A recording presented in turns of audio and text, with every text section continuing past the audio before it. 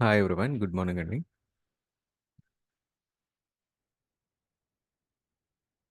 So, previous సెషన్‌లో మనం networking related service అయినటువంటి వీపీసీ గురించి చెక్ చేసాము. వీపీసీలో ఉన్నటువంటి డిఫరెంట్ కాంపోనెంట్స్ గురించి చెక్ చేసాము. దెన్ ఈసీ2 సర్వీస్ గురించి చెక్ చేసాము. బేసిక్స్ అంటే విర్చువలైజేషన్ అంటే ఏంటి? విర్చువల్ మిషన్స్ ఎట్లా వస్తాయనేటువంటిది చెక్ చేసాము. దెన్ సో, ఈసీ2స్ కూడా మనం క్రియేట్ చేసాము. సో, ఈసీ2 లైనక్స్ ఒకటి క్రియేట్ చేసాము. విండోస్ ఒకటి క్రియేట్ చేసాము. రెండిటికి ఎట్లా కనెక్ట్ అవ్వాలనేటువంటిది కూడా మనం నిన్నటి సెషన్స్‌లోనైతే మనం చెక్ చేసామండి. సో, ప్లస్ వాటితో పాటు ఈసీ2లో సర్వర్స్ క్రియేట్ చేస్తున్నప్పుడు, ఆ సర్వర్స్ రిలేటెడ్ సైజ్ ఎంతొస్తుంది? వాటి capacity like core and RAM ఎట్లా ఉంటుందనేటువంటిది కూడా మనం చెక్ చేసాము. సో, డిఫరెంట్ కాంబినేషన్స్ అయితే మనకు కనిపిస్తున్నాయి. వాటిలో నుంచి మనం సెలెక్ట్ చేసుకోవచ్చు. సో, ఏదున్నప్పటికీ కూడా టీ2 మైక్రో అనేటువంటిది మనం తీసుకోవాలి. లేకపోతే అక్కడ చార్జెస్ అనేవి వస్తాయి. ఓల్డ్ రీజన్స్ అన్నిటికి టీ2 మైక్రో, న్యూ రీజన్స్ అన్నిటికి కూడా టీ3 మైక్రో అనేటువంటిది మాత్రమే ఫ్రీగా ఉంటుందండి. సో, ఇది ఎలా తెలుస్తుంది అనంటే మీరు ఏ రీజియన్‌లోకెళ్తే ఆ రీజియన్‌లో క్రియేట్ చేస్తున్నప్పుడు మీ ఇక్కడ ఇన్‌స్టన్స్ టైప్‌లో ఫ్రీ టైర్ ఎలిజిబుల్ అని ఉన్నటువంటిది మాత్రం తీసుకుంటే మీకు ఫ్రీ టైర్‌లో వస్తుంది. లేకపోతే మీకు చార్జెస్ అనేవి పడతాయి. అండ్ ఈసీ2స్ క్రియేట్ చేసినప్పుడు వాటిని డిలీట్ చేయడం అయితే మర్చిపోకూడదండి. బికాస్ హవర్స్ అనేటువంటిది మీరు ఆన్ చేసి వదిలేస్తే హవర్స్ అనేటువంటిది కంటిన్యూస్‌గా రన్ అవుతూనే ఉంటది కాబట్టి సర్వర్ అనేటువంటిది. సో, అవర్లీ బిల్లింగ్ అయితే మీకు పడిపోతూ ఉంటది.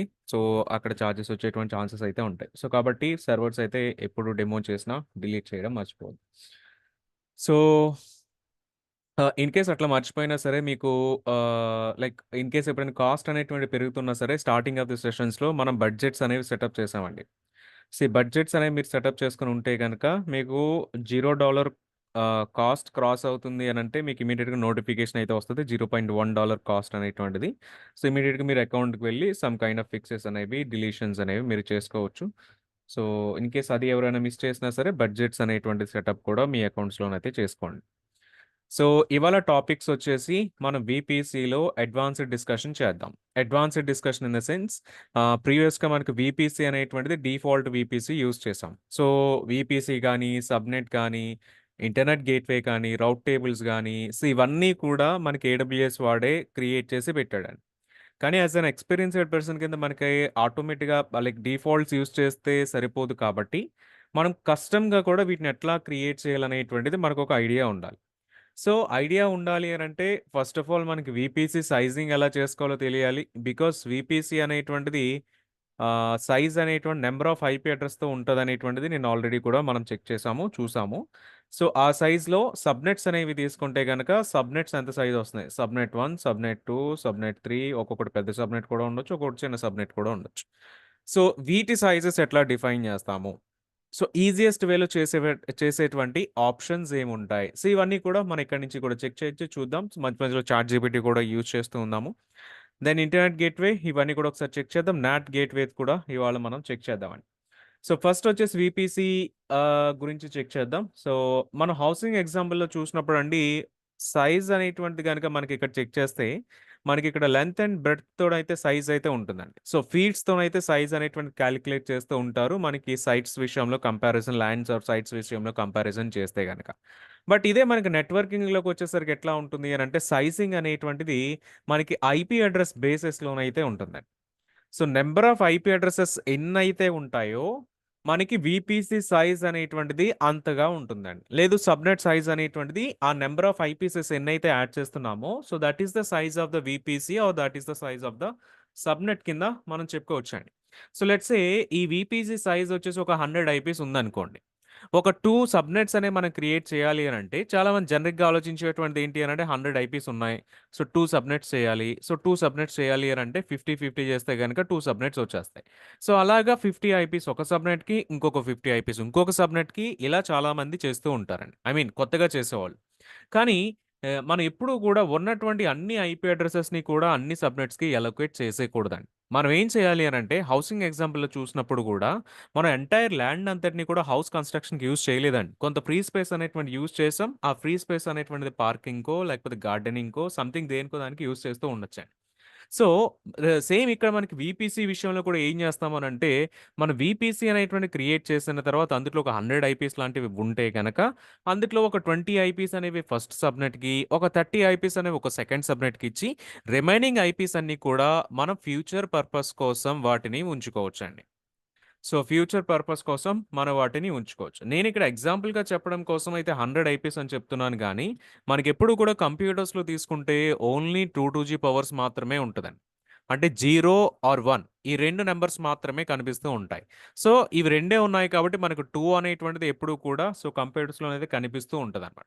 మనకెప్పుడు కూడా నంబర్ ఆఫ్ ఐపీస్ అనేవి ఏ మల్టిప్లికేషన్‌లో ఉంటాయి అనంటే 2 పవర్స్ ఆఫ్ ఎన్‌లో మాత్రమే ఉంటాయండి. 100 ఐపీస్, 200 ఐపీస్, 50 ఐపీస్ ఇట్లా మనకు కనిపిస్తూ ఉండవు. వీపీసీ సైజింగ్ అయినా, సబ్‌నెట్ సైజింగ్ అయినా. జస్ట్ ఫర్ ఎగ్జాంపుల్ నేను వీటిని యాడ్ చేశానే తప్ప ఈ కౌంట్‌లో మనకు రావండి.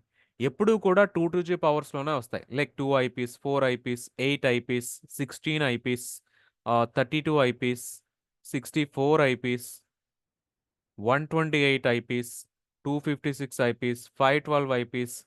సో, ఇట్లా మనకేమవుతుందంటే 2 మల్టిపుల్స్‌లో వెళ్తూ ఉంటుంది తప్ప, మనకిట్లా జనరిక్‌గా నార్మల్‌గా లైక్ 50సు, 30సు, 20సు ఇట్లా అయితే రాదండి. మనకెప్పుడు కూడా 2 పవర్స్‌లోనే మనం ఇక్కడ స్ప్లిట్ చేస్తూ ఉంటాం. సో, ఇది ఆల్రెడీ చాట్‌జీపీటీలో నేను అడిగినప్పుడు వాడొక ఫార్ములా కూడా మనకు ప్రొవైడ్ చేస్తున్నాడు. లైక్ 2 పవర్ 32 మైనస్ ఎన్ అనేటువంటి సంథింగ్ ఏదో ప్రొవైడ్ చేస్తున్నాడు. సో, దాని కాలిక్యులేషన్ కూడా ఎలా వస్తుందనేటువంటిది మనం ఇవాళ సెషన్‌లోనైతే చెక్ చేద్దాం.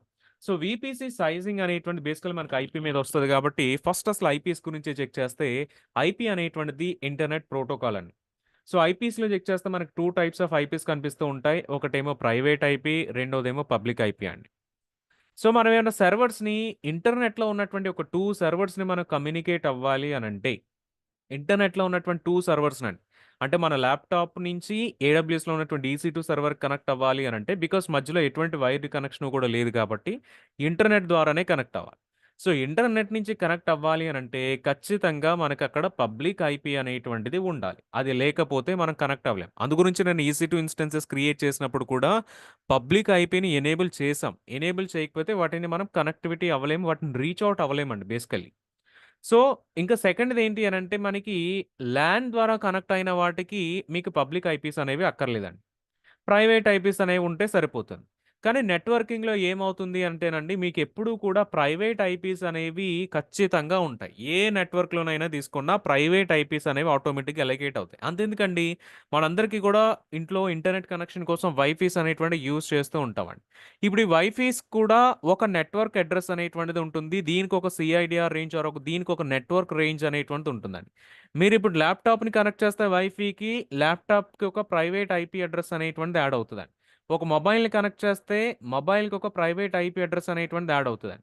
అట్లా ఏదైనా ఒక ఐఓటీ డివైస్ లైక్ అలెక్సా గాని, లేకపోతే ఇటువోటిని మనం యాడ్ చేసినప్పుడు, వాటికి కూడా ఈ వైఫీకి కనెక్ట్ అయినటువంటి డివైసెస్ ఏవైతే ఉన్నాయో, వాటన్నిటికి కూడా వైఫై రేంజ్‌లో ఒక ప్రైవేట్ ఐపీ అడ్రెస్ అనేటువంటిది యాడ్ అవుతది. ఇది బేసికల్లీ కూడా మనకి వైఫీస్ అన్నిటిలో కూడా 192.168.0.1 లేకపోతే 0.2, 0.3, 0.4 ఎక్కువగా మనకి ఈ ఐపీ రేంజెస్‌లోనే మనకి వైఫై‌లో ఉన్నటువంటి కనెక్ట్ అయిన డివైసెస్ అన్నిటికి కూడా ఉంటుందండి. అండ్ ఇవన్నీ కూడా సేమ్ వైఫైకి కనెక్ట్ అయ్యి ఉన్నాయి కాబట్టి అండ్ ఈ డివైసెస్ అన్నిటికి కూడా సేమ్ ప్రైవేట్ ఐపీ అనేటువంటిది వస్తుంది కాబట్టి అంటే సేమ్ రేంజ్‌లో ఉన్నటువంటి ప్రైవేట్ ఐపీ అడ్రెస్ వస్తుంది కాబట్టి ఈ వీటికి మనం ఒక డివైస్ నుంచి వేరొక డివైస్‌కి కనెక్టివిటీ కూడా చేసుకోవచ్చండి. ఫర్ ఎగ్జాంపుల్ మనం మొబైల్ కాస్టింగ్ టీవీలోకి చేస్తూ ఉంటామండి. సో, మొబైల్ కాస్టింగ్ అనేటువంటి చేసినప్పుడు మనకు ఓన్లీ కూడా వైఫైలో కనెక్ట్ అయినప్పుడు మాత్రమే మొబైల్‌లో ఉన్నటువంటి యూట్యూబ్ కాస్టింగ్ చేసినా, మొబైల్ కాస్టింగ్ అనేటువంటి టీవీకి చేసినా, ల్యాప్‌టాప్ కాస్టింగ్ చేసినా సరే, అవన్నీ కూడా సేమ్ నెట్వర్క్ కిందనైతే ఉండాలి. సేమ్ నెట్వర్క్ కింద ఇన్ ద సెన్స్ సేమ్ వైఫైకి కనెక్ట్ అయ్యి ఉన్నప్పుడు మాత్రమే ఆ పాజిబిలిటీ ఉంటుంది. ఎందుకంటే సేమ్ వైఫై కనెక్ట్ అయినప్పుడు వీటన్నిటికి కూడా సేమ్ అంటే సిమిలర్ ఐపీ అడ్రెసెస్ అనేవి ఎలకేట్ అవుతాయి సిమిలర్ రేంజ్‌లో నుంచి. అందుగురించి వీటి కనెక్టివిటీ అనేటువంటిది మనకిక్కడ వస్తూ గూడా ఉంటుంది. సో, ఏడబ్ల్యూఎస్‌లో మీరు సర్వర్స్ క్రియేట్ చేసినా, ఎక్కడ క్రియేట్ చేసినా ప్రైవేట్ ఐపీ అడ్రెసెస్ అనేవి మ్యాండేటరీగా వస్తాయి. ఈ ప్రైవేట్ ఐపీ అడ్రెసెస్ అనేవి ఎక్కడి నుంచి వస్తాయి అనంటే, మనం వీపీసీ సైజింగ్, సబ్‌నెట్ సైజింగ్ అనేటువంటివి చెప్పుకుంటున్నామండి. వీపీసీకి, సబ్‌నెట్స్‌కి మనం అసైన్ చేసినటువంటి ఐపీ అడ్రెసెస్ ఏవైతే ఉంటాయో, those are nothing but private IP addresses అండి. అన్నీ కూడా ప్రైవేట్ ఐపీ అడ్రెసెసే. మరి పబ్లిక్ ఐపీస్ ఎక్కడి నుంచొస్తాయి? పబ్లిక్ ఐపీస్ అనేవి ఏడబ్ల్యూఎస్ వాడు అలొకేట్ చేస్తాడండి. పబ్లిక్ ఐపీస్ అనేవి ఏడబ్ల్యూఎస్ వాడు ఏదో ఒక ఫ్రీగా ఉన్నటువంటి ఐపీ అడ్రెస్‌ని తీసుకొచ్చి వాడు మన సర్వర్స్‌కి అసైన్ చేస్తాడన్నమాట. మనం సెలెక్ట్ చేసుకున్న రేంజ్ నుంచి పబ్లిక్ ఐపీ రాదు. ఓన్లీ ప్రైవేట్ ఐపీస్ మాత్రమే మనం సెలెక్ట్ చేసినటువంటి సీఐడీఆర్ రేంజెస్ నుంచి వస్తాయి తప్ప అసైన్ చేసినటువంటి సైజెస్ బట్టి వస్తాయి తప్ప. బట్ పబ్లిక్ ఐపీ అనేటువంటిది మాత్రం ఏడబ్ల్యూఎస్ వాడే యాడ్ చేస్తూ ఉంటాడు. సో, ఐపీస్‌లో చెక్ చేస్తే మనకి 2 టైప్స్ ఆఫ్ ఐపీస్ అయితే కనిపిస్తున్నాయి. సో, ఒకటి ఐపీవీ4 రెండోది ఐపీవీ6 అండి. సో, ఐపీవీ4 అనేటువంటిది ఆల్రెడీ ఉంది కదా! మరి ఐపీవీ6 అనేటువంటిది ఎందుకొచ్చింది అనుకుంటే, ఐపీవీ4 టోటల్‌గా ఉన్నటువంటి ఐపీ అడ్రెసెస్ అన్నీ కూడా మనం చెక్ చేస్తేనండి, ఓన్లీ మనకి 4 బిలియన్ ఐపీ అడ్రెసెస్ మాత్రమే ఉన్నాయండి. కానీ నౌ ఎ డేస్ మనం చెక్ చేస్తే గనక ఇంటర్నెట్ యూజర్స్ అనేవాళ్ళు చాలా చాలా గ్లోబల్‌గా పెరుగుతూ ఉన్నారు. మేబీ నంబర్ ఆఫ్ మొబైల్స్ అనేవి పెరగొచ్చు, నంబర్ ఆఫ్ ల్యాప్‌టాప్స్ అనేవి పెరగొచ్చు, నంబర్ ఆఫ్ ఐఓటీ డివైసెస్ పెరగొచ్చు. కార్‌లలో ఐఓటీ డివైస్ లేకపోతే నార్మల్ ఐఓటీ డివైసెస్. సో, ఇట్లా ఎవ్రీథింగ్ కూడా మనకి ఐఓటీ డివైసెస్ కానీ, ఇంటర్నెట్ కనెక్టివిటీ అనేటువంటిది మనకొస్తూ ఉంటుందండి. సో, దీనివల్ల ఏమవుతుంది అనంటే, ఇంటర్నెట్ ఉన్నటువంటి ప్రతి చోట కూడా మీకు పబ్లిక్ ఐపీవీ4 అనేటువంటిది అసైన్ చేయాల్సొస్తుందండి. సో, గ్లోబల్‌గా ఉన్నటువంటి పాపులేషన్ ఆర్ ఇంటర్నెట్ యూజర్స్‌ని మనం చెక్ చేస్తే, వీళ్ళు 4 బిలియన్ కంటే ఎక్కువగా చాలా చాలా ఎక్కువగానైతే ఉన్నారండి. సో, ఈ ఐపీవీ4లో వచ్చేటువంటి టోటల్ ఐపీ అడ్రెస్‌ని అలోకేట్ చేసేసినా సరే, మనకింకా డివైసెస్ అనేవి ఇంటర్నెట్‌లో మిగిలిపోతూ ఉంటాయి. అందుగురించి మనకేం చేశారు అనంటే ఐపీవీ6 అనేటువంటిది ఇంట్రొడ్యూస్ చేశారు. ఐపీవీ6లో ఎన్ని ఐపీస్ వస్తాయి అనంటే, ఇది మీకు నేను చెప్పడం కంటే కూడా ఒక లాంగ్ నంబర్ అయితే మనకొస్తదండి. మీరు చూడొచ్చు ఇంత లాంగ్ నంబర్ అనేటువంటిది మనకి ఐపీవీ6లో టోటల్‌గా ఉన్నటువంటి యూనిక్ ఐపీ అడ్రెసెస్ అండి. పబ్లిక్‌లో యూనిక్ ఐపీ అడ్రెసెస్ ఇవైతే ఉన్నాయన్నమాట. సో, దీన్ని 340 అన్‌డెసిలియన్ ఐపీస్ కింద మనం కాల్ చేయొచ్చండి. సో, ఇంత లాంగ్ నంబర్ అనేటువంటిది ఐపీవీ6లో వస్తుందన్నమాట. సో, చాలా చాలా డివైసెస్ వచ్చినప్పటికి కూడా మీకు ఐపీవీ6 అనేటువంటిది సరిపోతుంది. సో, ఇప్పుడు ఏం చేస్తున్నారు అనంటే ఐపీవీ6 అనేటువంటిది యూజ్ చేయడం స్టార్ట్ చేస్తున్నారు. ఫర్ ఎగ్జాంపుల్ ఎవరైనా మీలో జియో యూజ్ చేసేవాళ్ళు ఉంటే గనక ఆర్ ఎల్స్ మనకి ఆహ్ ఫర్ ఎగ్జాంపుల్ మనకి లైక్ జియో గాని, ఎయిర్‌టెల్ గాని ఇవి మనం యూజ్ చేస్తున్నప్పుడండి 4జీ గాని, 4జీ కాదు 5జీ నెట్వర్క్స్ యూజ్ చేస్తున్న ఎవరికైనా సరే మనకి ఎక్కువగా కూడా ఐపీవీ6 రిలేటెడ్ అడ్రెస్సే మీ మొబైల్‌లోనైతే వస్తదండి. ఈవెన్ నేను నిన్న మై ఐపీ అనేటువంటిది ఇంటర్నెట్‌లో చేసినప్పుడు నాకు ఐపీవీ4 అడ్రెస్ వచ్చిందండి. బికాస్ నేను వైఫైకి కనెక్ట్ అయ్యి ఉన్నాను కాబట్టి ఐపీవీ4 అడ్రెస్ అయితే వచ్చింది. మోస్ట్‌లీ మీకు కూడా వైఫీకి కనెక్ట్ అయ్యి ఉన్నప్పుడు, వైర్డ్ కనెక్షన్ కనెక్ట్ అయ్యి ఉన్నప్పుడు మీకు ఐపీవీ4 రావచ్చండి.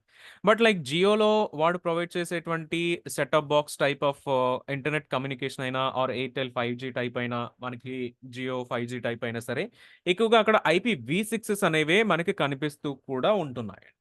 సో, కానీ కొన్ని కొన్ని ప్లేసెస్‌లో మాత్రం ఐపీవీ4 అనేటువంటివి మనకిప్పుడైతే వస్తున్నాయండి. కానీ మనం ప్రాజెక్ట్ వైడ్‌గా చూస్తే గనక మోస్ట్ ఆఫ్ ద ప్రాజెక్ట్స్ అన్నిటిలో కూడా ఇంకా మనకి ఐపీవీ4 అనేటువంటిదే ఎక్కువగా యూజ్ చేస్తున్నారండి. సో, ఐపీవీ6 అనేటువంటిది తక్కువగానైతే యూజ్ చేస్తున్నారు. సో దట్ అందు గురించి మన సెషన్స్ అన్నిటిలో కూడా ఐపీవీ4 మీదే ఎక్కువగా కాన్సంట్రేషన్ అనేటువంటిది చేస్తాం. వాటిని ఎట్లా అసైన్ చేసుకోవాలి ఇదంతా కూడా చూస్తా ఉన్నాం. అయితే ఐపీవీ4లో చెక్ చేస్తే స్పెసిఫిక్‌గా ఈ 4 బిలియన్ ఐపీ అడ్రెసెస్ ఏవైతే ఉన్నాయో, ఈ ఐపీ అడ్రెసెస్ అన్నీ కూడా మనకి 5 క్లాసెస్ కింద అయితే స్ప్లిట్ అయ్యాయి. సో, వాటిని మనం class A, class B, class C, class D, class E అని చెప్పేసి కాల్ చేసుకోవచ్చు. ఇవన్నీ కూడా ఇంటర్నెట్‌కి అవైలబుల్‌గా ఉండేటువంటి పబ్లిక్ ఐపీ అడ్రెసెస్ అండి.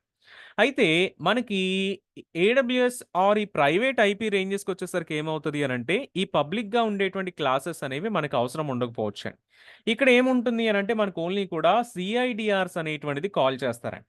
మనం అడ్రెస్ అనేటువంటిది అలొకేట్ చేయాలి అనంటే, సీఐడీఆర్ అనేటువంటిది కాలిక్యులేట్ చేస్తాం. నేను ఆల్రెడీ కూడా మనం డిఫాల్ట్ వీపీసీ సైజ్ మనం చెక్ చేసినప్పుడు, అక్కడ /16 అనేటువంటిది లేకపోతే సబ్‌నెట్స్‌కి చెక్ చేస్తే /20 అనేటువంటిది మనకు కనిపిస్తూ ఉందండి.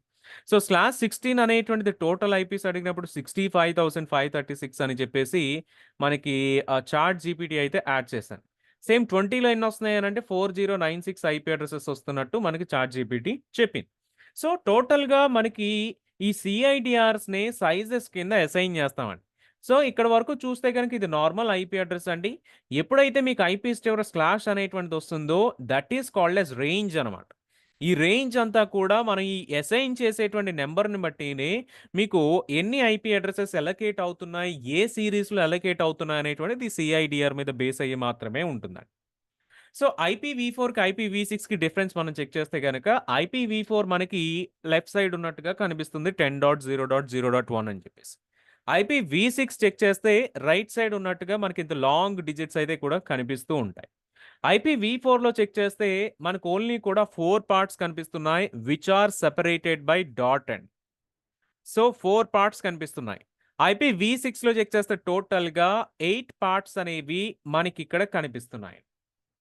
సో, ఐపీవీ6లో టోటల్‌గా 8 పార్ట్స్ అనేవి ఇక్కడ మనకి కనిపిస్తున్నాయి. Which are separated by colon. And IPv4లో each part is called as octet. IPv6లో each part is called as segment. IPv4లో ఈచ్ ఆక్టెక్ట్ సైజు కూడా, ఈచ్ పార్ట్ సైజు కూడా 8 బిట్స్ అయితే ఉంటుందండి. 8 బిట్స్ అయితే ఉంటుంది. సో ఇక్కడ IPv6కి వచ్చేసరికి ఈచ్ పార్ట్ సైజు కూడా 16 బిట్స్ అయితే ఉంటదండి.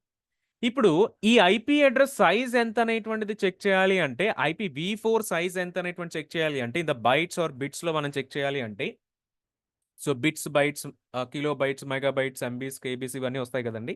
సో 8 బిట్స్ అనేటువంటిది ఒక పార్ట్ సైజ్ కింద కనిపిస్తుంది. సో టోటల్‌గా ఎన్ని పార్ట్స్ ఉన్నాయండి? 4 పార్ట్స్ అయితే ఉన్నాయి. ఒక్కొక్క పార్ట్ సైజ్ ఎంత అనంటే 8 బిట్స్ కింద అయితే కనిపిస్తుందండి. సో టోటల్ సైజ్ ఎంత ఉండొచ్చు అనంటే 4 ఇంటూ 8 32 ఉండొచ్చండి. సేమ్ అదే మీకు IPv6లో కూడా ఇక్కడ టోటల్‌గా ఎన్ని బిట్స్, ఎన్ని పార్ట్స్ ఉన్నాయంటే 8 పార్ట్స్ అయితే కనిపిస్తున్నాయి.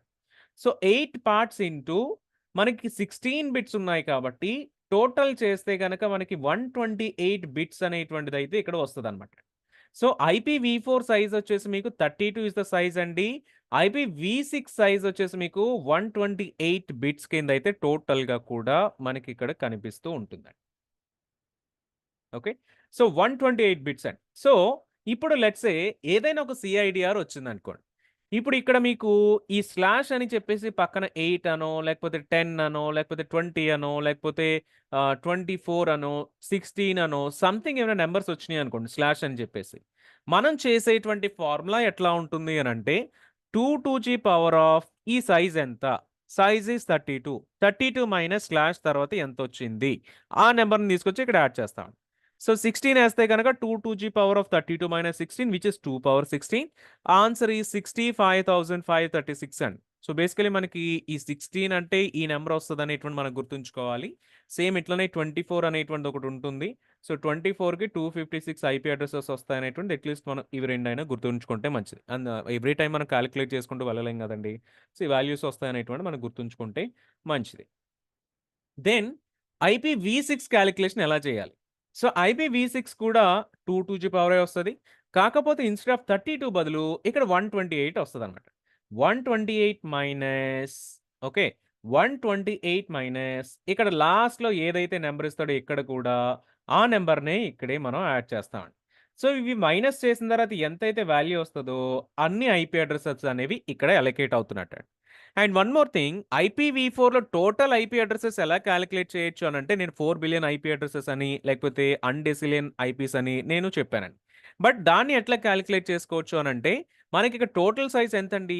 32 bits is the total size and 128 bits is the total size for IPv6 అనమాట. So 2 to the power of 32 చేస్తే ఎన్ని ఐపీస్ వస్తాయో అన్ని ఐపీస్ కూడా మనకి పబ్లిక్‌గా అవైలబుల్‌గా ఉన్నటువంటి IPv4 అడ్రెసెస్ అండి. సో 4 బిలియన్ వస్తది అరౌండ్. IPv6 చెక్ చేస్తే గనక ఇది కూడా 2 to the power of 128 value అయితే మీకు IPv6లోనైతే వస్తాయండి. సో అందు గురించే some kind of 348 undecillion some number అనేటువంటిది ఇక్కడ మనం చెప్తున్నాం. So 128 times 2 to the power చేస్తే గనక మనకి మల్టిపుల్స్ చేస్తే గనక నంబర్ ఆఫ్ ఐపీస్ అనేవి మనకి లిస్ట్ అయితే వస్తాయి. సో ఈవెన్ ఒకసారి రేంజెస్ అనేవి మనం చెక్ చేస్తే గనకండి ఎప్పుడైనా సిఐడిఆర్స్ మనం చెప్పినప్పుడు రేంజెస్‌లోనే చెప్తాము. క్లాస్‌లెస్ డొమైన్స్‌ని మనం రేంజెస్‌లోనే చెప్తాము. సో ఇందిట్లో ఎగ్జాంపుల్ చూడాలి అంటే 10 టు ది పవర్ ఆఫ్ 16 అండి. I mean sorry. So 10.0.0.0/16 so ఇది ఒక సిఐడిఆర్ రేంజ్ అండి. సో /16 ఏదైతే ఉందో that is called as range. Already ఇది మనం చూస్తున్నాము. సైజ్ కాలిక్యులేట్ చేయడానికి ఫార్ములా ఏంటి అనంటే 2 to the power 32 minus n. So n ఇక్కడ రేంజ్ ఏదైతే ఇస్తారో దట్ అది మనకి n వాల్యూలో రీప్లేస్ చేస్తాం. So 2 power 32 minus 16 2 power 16 which is 65,536 is the answer. Same ఇదే విధంగా మనకి /24 కూడా చూస్తే 2 పవర్ 32 మైనస్ 24 2 పవర్ 8 అయితే వస్తుందండి. So 2 power 8 means 256 is the answer అనమాట. సేమ్ ఇలాగే నిన్నటి సెషన్‌లో మనం చెక్ చేస్తే గనక /20 అనేటువంటిది వచ్చిందండి. సో డిఫాల్ట్ సబ్‌నెట్స్‌కి /20 అనేటువంటిది వచ్చింది. సో 2 పవర్ 32 మైనస్ 20 చేస్తే గనక మీకు 2 టు ది పవర్ ఆఫ్ 12 అయితే వస్తుందనమాట అండి. సో దీని కాలిక్యులేషన్ చేస్తే గనక మీకు 4096 ఐపీ అడ్రెసెస్ అయితే వస్తాయన్నమాట అండి. సో మనం ఏడబ్ల్యూఎస్ స్పెసిఫిక్‌గా మాట్లాడితే, జెనరిక్‌గా మాట్లాడితే అవి మనకు లిమిట్స్ కింద అయితే కనిపిస్తాయండి. బట్ ఏడబ్ల్యూఎస్ స్పెసిఫిక్‌గా మనం మాట్లాడితే గనక వీపీసీకి తీసుకుంటే మీరు వీపీసీకి మాక్సిమం సైజ్ వచ్చేసి /16 ఇవ్వొచ్చండి. మినిమమ్ వచ్చేసి /28 అనేటువంటిది మినిమమ్ సైజ్ కింద ఇవ్వొచ్చండి. /16 ఇస్తే 65,536 వస్తాయి. /28 ఇస్తే 16 ఐపీ అడ్రెసెస్ అనేవి వస్తాయండి. ఈ మధ్యలో 16-28 లైక్ 16, 17, 18, 19 అప్ టు 28 వరకు ఈ మధ్యలో ఏ నంబర్ అయినా సరే మీకు వీపీసీ రేంజెస్‌లో ఇవ్వొచ్చండి. సేమ్ V6కొచ్చేసి ఏమవుతుంది అనంటే ఇక్కడ ఒకటే ఒక రేంజ్ అనేటువంటిది ఉంటుందండి IPv6లో. /56 అనేటువంటిది ఒక్కటే మనకిక్కడ ఉంటుందండి. అండ్ సబ్‌నెట్స్‌కొచ్చేసరికి సబ్‌నెట్స్ కూడా మీరిక్కడ /16-28 మధ్యలో ఇవ్వచ్చు. But subnet size is dependent on the VPC size అండి. ఇప్పుడు వీపీసీ సైజ్ మీరు ఇంత పెద్దగా పెట్టారనుకోండి. సో, ఈ సైజ్‌లో సబ్‌నెట్స్ చేయాలి అనంటే ఎంతైతే స్పేస్ వరకు సరిపోతుందో అంతవరకు సబ్‌నెట్స్ మీరు క్రియేట్ చేసుకోవచ్చండి. కానీ మీరు వీపీసీ అనేటువంటిదేమో ఇంత చిన్నగా క్రియేట్ చేసి, దీంట్లో సబ్‌నెట్ అనేటువంటిదేమో ఇంత పెద్దగా క్రియేట్ చేయాలి అనంటే అది మీకు వర్క్ అవ్వదండి. సో, అందుగురించే subnet size is always depends on the VPC size అనమాట అండి. వీపీసీలో ఎన్నైతే ఇస్తారో వాటిని బేస్ చేసుకొని సబ్‌నెట్స్‌ని మనం కాలిక్యులేట్ చేయాల్సి ఉంటది. అండ్ సబ్‌నెట్స్‌కొచ్చేసరికి IPv6లో ఇక్కడ మనకి ఒకటే సైజ్ ఉంటుందండి. దట్ ఈస్ 64 అనమాట. వీపీసీకొచ్చేసి 56 మాత్రమే ఉంటది. కాలిక్యులేషన్ వచ్చేసి 2 మైనస్ 56 2 మైనస్ 64. సో, ఇక్కడ ఎక్కువ ఐపీస్ వస్తాయి. ఇక్కడ తక్కువ ఐపీస్ అయితే వస్తాయండి. అండ్ వన్ మోర్ థింగ్ చెప్పుకోవాలి అనంటే ఓన్లీ IPv4లో మాత్రమే ప్రైవేట్ ఐపీస్ అని, పబ్లిక్ ఐపీస్ అని ఇవి 2 ఓన్లీ IPv4లో మాత్రమే ఉంటాయండి. IPv6కొచ్చేసరికి ఏమవుతది అనంటే ఓన్లీ పబ్లిక్ ఐపీస్ మాత్రమే ఉంటాయండి. Only public eyepiece. ఇక్కడ మీరు వీపీసీకి అసైన్ చేసినా, సబ్‌నెట్‌కి అసైన్ చేసినా ఇవన్నీ కూడా గ్లోబల్‌గా ఉన్నటువంటి పబ్లిక్ ఐపీస్ నుంచి ఏడబ్ల్యూఎస్ వాడు మీకు అలొకేట్ చేస్తాడండి. ఓన్లీ IPv4లో మాత్రమే మనకి పబ్లిక్ ఐపీయా, ప్రైవేట్ ఐపీ అనేటువంటిది ఉంటుంది. IPv6లో ఆ కన్సిడరేషన్ ఉండదు. Everything is a public IP in AWS అండి. అండ్ సబ్‌నెట్ సైజింగ్ /16-28 మధ్యలోనైతే ఉండొచ్చండి. లెట్స్ సే ఒక ఎగ్జాంపుల్ తీసుకుందాము. 10.0.0.0/16 so, this is the VPC size and standard VPC size అండి. లెట్స్ సే ఎవరైనా మన వీపీసీ క్రియేట్ చేయాలి అనంటే వీపీసీకి మీరు /16 ఇచ్చి వీపీసీ క్రియేట్ చేసుకోవచ్చండి. ప్రాబ్లమ్ ఏమీ ఉండదు. సేమ్ అట్లనే సబ్‌నెట్ వచ్చేసరికి మనకి ఏ కన్‌ఫ్యూజన్ ఉండకుండా ఉండాలి అనుకుంటే /24 అనేటువంటిది మీరు సబ్‌నెట్ సైజ్ కింద ఇవ్వొచ్చండి. లెట్స్ సే ఇక్కడ మీరు ఏం చేశారు అనంటే ఈ పర్టిక్యులర్ ఐపీని ఎగ్జాంపుల్ కింద మనం తీసుకుంటున్నామండి. టోటల్‌గా 65,536 అడ్రెసెస్ మనకు కనిపిస్తున్నాయి. ఇప్పుడు నేను ఒక సబ్‌నెట్ క్రియేట్ చేయాలి అనంటే, చాలామంది సబ్‌నెట్ క్రియేట్ చేసే ఫస్ట్ టైమ్ చేసేటప్పుడు ఏం చేస్తారు అనంటే, సబ్‌నెట్‌కి సైజ్ ఇచ్చేటప్పుడు కూడా 10.0.0.0/16 అనేటువంటిది సైజ్ కింద ఇచ్చేస్తారండి.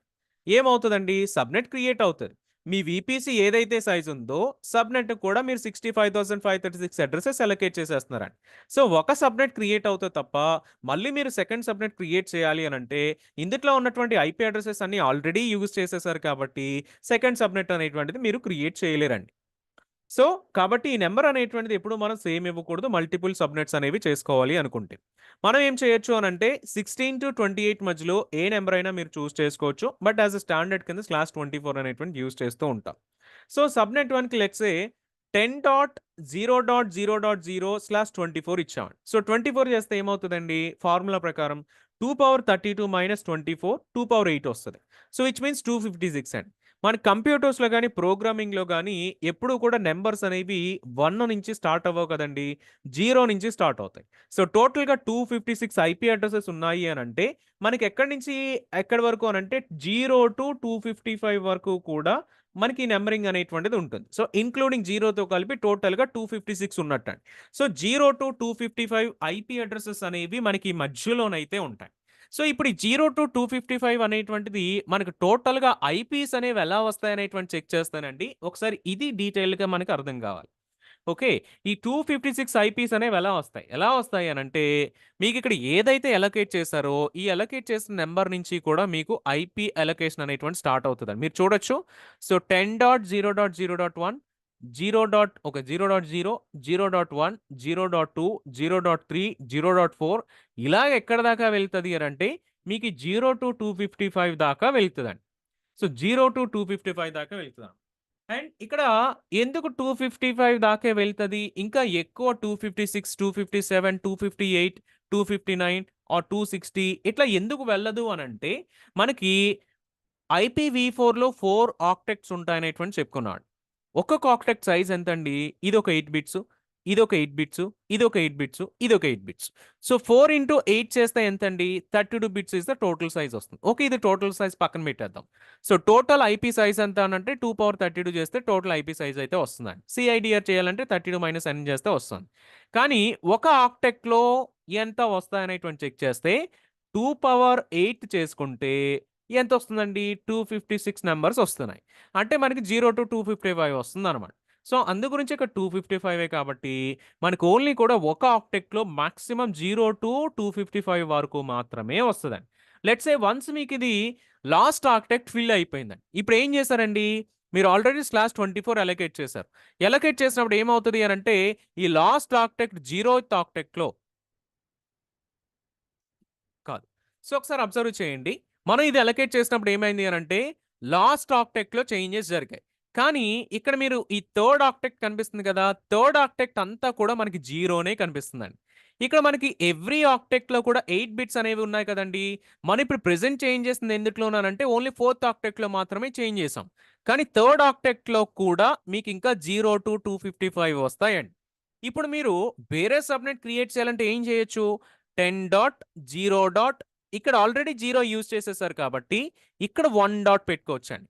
అండ్ తర్వాత మళ్ళీ 1 డాట్‌లో కూడా అగైన్ 0-255 ఉంటాయి. మళ్ళీ /24 పెట్టుకోవచ్చండి. ఇప్పుడు ఏమవుతది అనంటే మీకు ఈ సేమ్ ఇదేదైతే ఫార్మాట్ కనిపిస్తుందో 10.0.1.0, 1.1, 1.2, 1.3, 1.4 ఇలా మీకు 1.255 దాకా మళ్ళీ వెళ్తదండి.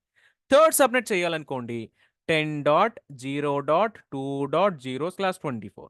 ఫోర్త్ సబ్‌నెట్ చేయాలనుకోండి 10.0.3.0/24. ఇలా మీరు ఈజీగా /24 అనేటువంటిది యూజ్ చేసినప్పుడు ఒక్కొక్క సబ్‌నెట్‌కి కూడా జస్ట్ థర్డ్ ఆక్టెక్ట్ ఒకటి చేంజ్ చేసుకుంటూ వెళ్ళిపోతే ఎటువంటి కన్‌ఫ్యూజన్ కూడా లేకుండా సబ్‌నెట్ సైజింగ్స్ అని మనం చేసుకోవచ్చండి.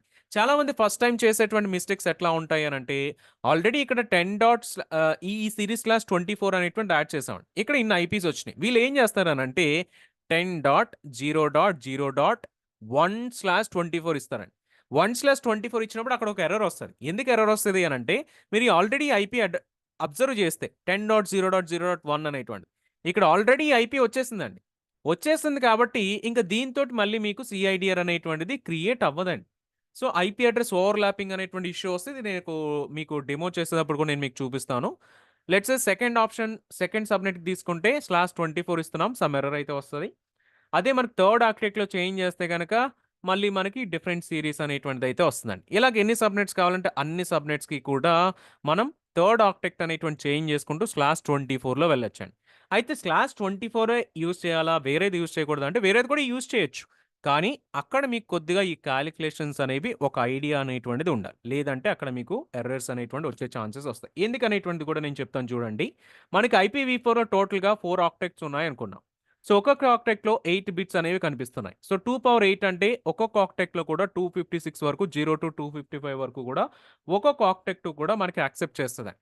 మనం ఏం చేసామండి /16 అనేటువంటిది తీసుకుంటున్నాం.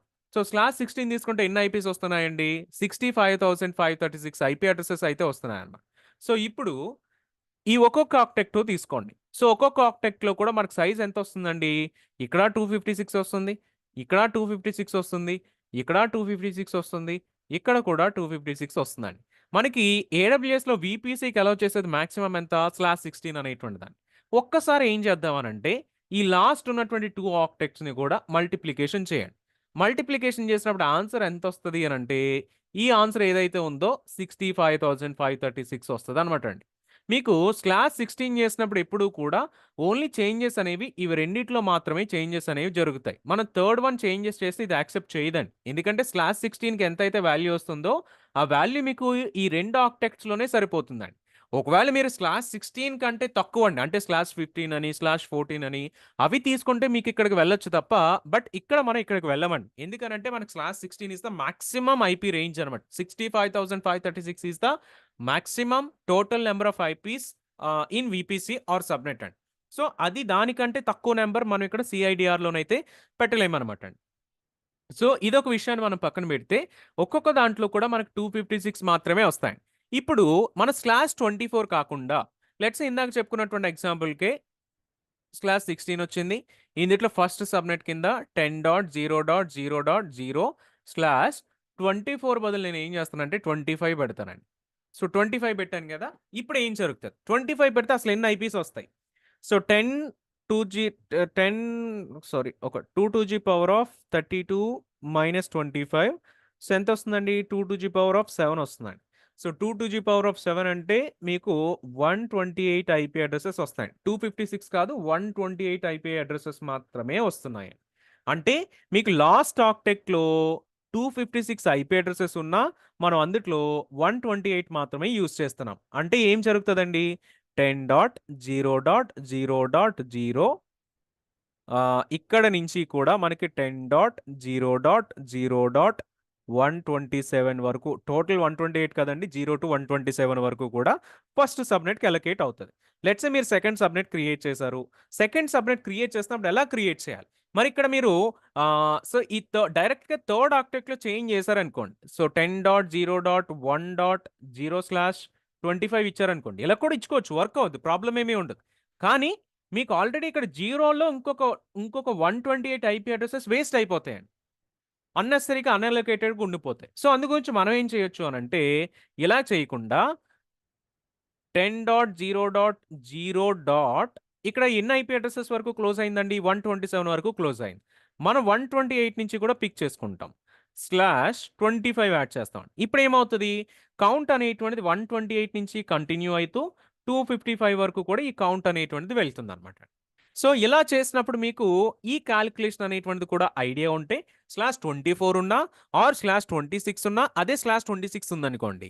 మీకేమవుతది? 128 కాస్త 64 ఐపీస్‌కే వస్తాయన్నమాట. అప్పుడు 0-63 వరకు ఒక సబ్నెట్‌కి అండ్ 64 నుంచి కూడా 127 వరకు వేరొక సబ్నెట్‌కి కూడా సో 0-63 వరకు ఒక సబ్నెట్‌కి, 64 నుంచి 127 వరకు వేరొక సబ్నెట్‌కి, 128 నుంచి I think some other 63 plus 63, 64 so చేస్తే ఏదైతే వస్తదో అలాగా మీకు ఐపీ రేంజెస్ అనేవి వస్తాయండి. సో /23, /24, /25 ఏది తీసుకున్నా సరే ఈ కాలిక్యులేషన్స్ తోటి వెళితే మనకి ఈజీ అయితే అవుతుందండి. అండ్ మనకి ఇప్పుడు చాట్ జీపీటీ లాంటి రోజుల్లో ఈ కాలిక్యులేషన్స్ అన్ని కూడా టెక్నికల్‌గా మన సాటిస్ఫాక్షన్ కోసం ఓకే. ఈ కాలిక్యులేషన్ నాకు తెలుసు, నాకొచ్చు అన్న సాటిస్ఫాక్షన్ కోసం మనం ఇవన్నీ తెలుసుకోవాల్సి ఉంటది. చాట్ జీపీటీ గాని, గూగుల్ బార్డ్‌లో గాని పెడితే సో నాకు /24 తోటి ఆర్ నాకు ఇన్ని ఐపీ అడ్రెసెస్ తోటి సబ్‌నెట్స్ డివైడ్ చేయమంటే వాడే డివైడ్ చేసి ఇచ్చేస్తాడు. సో అది కూడా మనం ఒకసారి చెక్ చేద్దాం ఈజియెస్ట్ వేలో. అది కూడా చేయొచ్చు. బట్ ఇది కూడా మనకు అండర్‌స్టాండింగ్ మనకు మనం ఓన్‌గా చేసుకోవాలనుకుంటే సో ఈ టైప్ ఆఫ్ నెట్వర్కింగ్ ఎక్స్‌పీరియన్స్ కావాలంటే సో ఇవన్నీ కూడా మీకు ఒక ఐడియానైతే ఉండాలండి. అయితే ఏడబ్ల్యూఎస్ వాడు చెప్పేదేంటంటే ఎవ్రీ సబ్‌నెట్‌లో కూడా 5 ఐపీ అడ్రెసెస్ అనేటివి ఏడబ్ల్యూఎస్ వాడు రిజర్వ్ చేసుకొని పెట్టుకుంటాడండి. 5 ఐపీ అడ్రెసెస్. లెట్స్ సే మీరు /24 ఇచ్చారనుకోండి. ఎన్ని ఐపీస్ వస్తున్నాయండి? టోటల్‌గా 256 ఐపీ అడ్రెసెస్ వస్తున్నాయి. ఇందులో 5 ఐపీ అడ్రెసెస్ ఏడబ్ల్యూఎస్ వాడు రిజర్వ్ చేసుకొని పెట్టుకుంటాడండి. అంటే మీకు ఓన్లీ ఉండేవి 251 ఐపీ అడ్రెసెస్ ఉంటాయి. లేదు /25 చేశారనుకోండి. మీకు ఓన్లీ 128 ఐపీస్ వస్తాయి. ఇందుట్లో మీకు ఓన్లీ 123 మాత్రమే మీ యూజబిలిటీ కోసం ఉంటాయి. 5 ఐపీ అడ్రెసెస్ ఏడబ్ల్యూఎస్ వాడు రిజర్వ్ చేసుకొని పెట్టుకుంటాడు. సో ఎవ్రీ సబ్‌నెట్‌లో కూడా 5 ఐపీ అడ్రెసెస్ అనేవి రిజర్వ్ చేసుకొని పెట్టుకుంటాడు. ఓకే. సో ఈ 5 ఐపీ అడ్రెసెస్ కూడా చెక్ చేస్తే first 4 IP addresses, last 1 IP address కూడా మనకు రిజర్వ్ చేసుకొని పెట్టుకుంటాడు. ఈ సీరీస్‌లో చెక్ చేస్తే first 4 IP addresses, last 1 IP address కూడా రిజర్వ్ చేసుకొని పెట్టుకుంటాడు.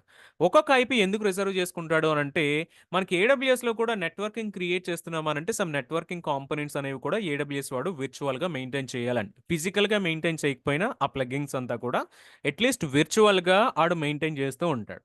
సో అవి మెయింటైన్ చేస్తూ వాటికి మనకు కనెక్టివిటీ అనేటువంటిది ప్రొవైడ్ చేయడం కోసం వాడు కొన్ని ఐపీ అడ్రెసెస్ అనేవి యూజ్ చేస్తాడు. ఫర్ ఎగ్జాంపుల్ 10.0.0 అనేటువంటిది నెట్వర్కింగ్ అడ్రెస్ కోసం, వీపీసీ నెట్వర్కింగ్ అడ్రెస్ కోసం కోసం, దెన్ 0.1 అనేటువంటిది VPC రౌటర్ కోసం, 0.2 అనేటువంటిది DNS కోసం, 0.4 అనేటువంటిది ఫ్యూచర్ పర్పస్ కోసం రిజర్వ్ చేసుకున్నాడు. లాస్ట్‌గా ఉండేటువంటిది AWSలో బ్రాడ్‌కాస్టింగ్ సపోర్ట్ చేయదు కాబట్టి, మీకు బ్రాడ్‌కాస్టింగ్ సపోర్ట్ ఉండదు కాబట్టి లాస్ట్ అడ్రెస్ అనేటువంటిది మనకి అవైలబిలిటీ ఇవ్వలేదన్నమాట. సో, టోటల్‌గా కూడా ఈ 5 IP అడ్రెసెస్ అనేవి AWS వాడు ఎవ్రీ సబ్‌నెట్‌లో కూడా రిజర్వ్ చేసుకొని పెట్టుకుంటాడు.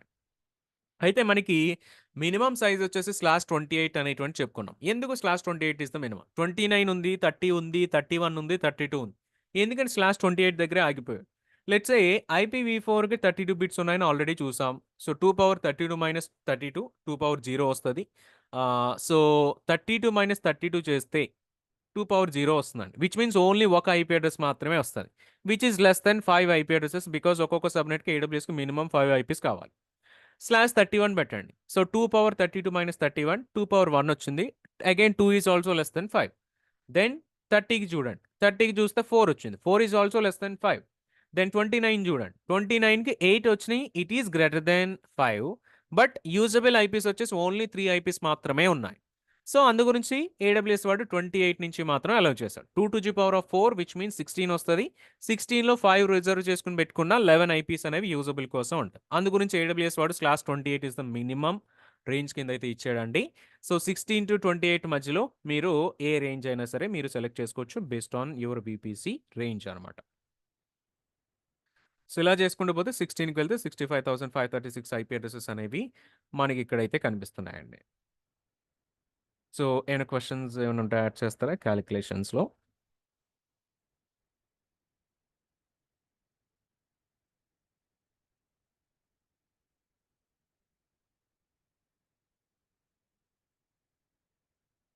So, any questions on the calculations or formula?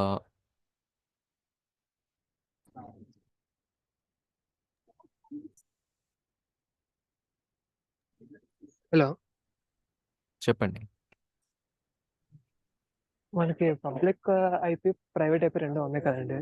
ఇప్పుడు హ్మ్. సపోజ్ నేను అంటే నేను తెలుసుకున్న దాని ప్రకారం ఈ ఐఎస్పీ ప్రొవైడర్స్ ఉంటాయి కదా! వీళ్ళందరూ పబ్లిక్ ఐపీ అడ్రెసెస్‌ని కొనుక్కొని వీళ్ళు ఎవరి దగ్గర నుంచో కొనుక్కొని వీళ్ళు వాళ్ళ దగ్గర పెట్టుకుంటారు.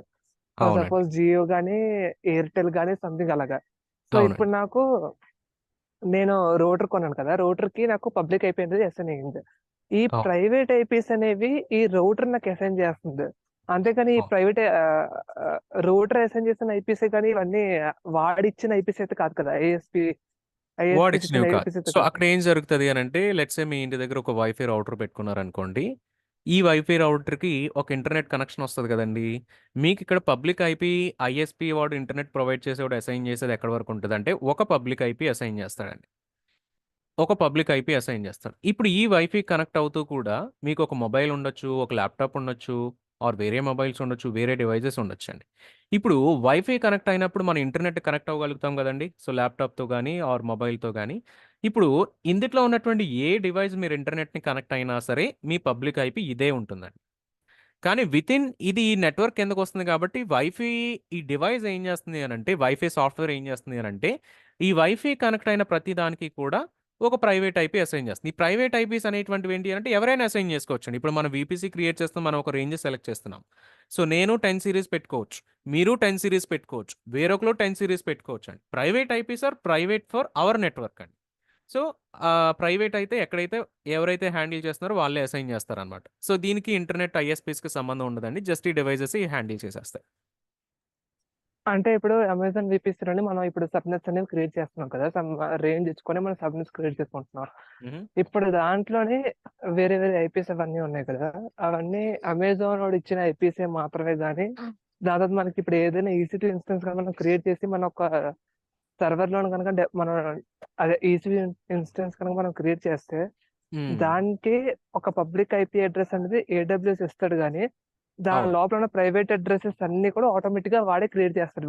వాటికి ఇంకా బయట దానికి సంబంధం ఇంటర్నల్‌గా లేదు. ఏడబ్ల్యూఎస్ ఇంటర్నల్‌గా క్రియేట్ చేసేవాడిని. ప్రైవేట్ టు మన వీపీసీ వరకు మాత్రమేననమాట. కరెక్ట్. ఎగ్జాక్ట్‌లీగా. ఇప్పుడు మన మొబైల్స్ అవన్నీ, మన ల్యాప్‌టాప్స్ అవన్నీ ఎలాగో అక్కడ లోపల ఆ యాహ్! ప్రైవేట్ ఐపీ దీనికి అడ్రెస్ అన్నీ అలాగా. కంపారిజన్ చేస్తే గనక లెట్స్ సే వైఫై డివైస్ అనేటువంటి వీపీసీ అనుకుందాం.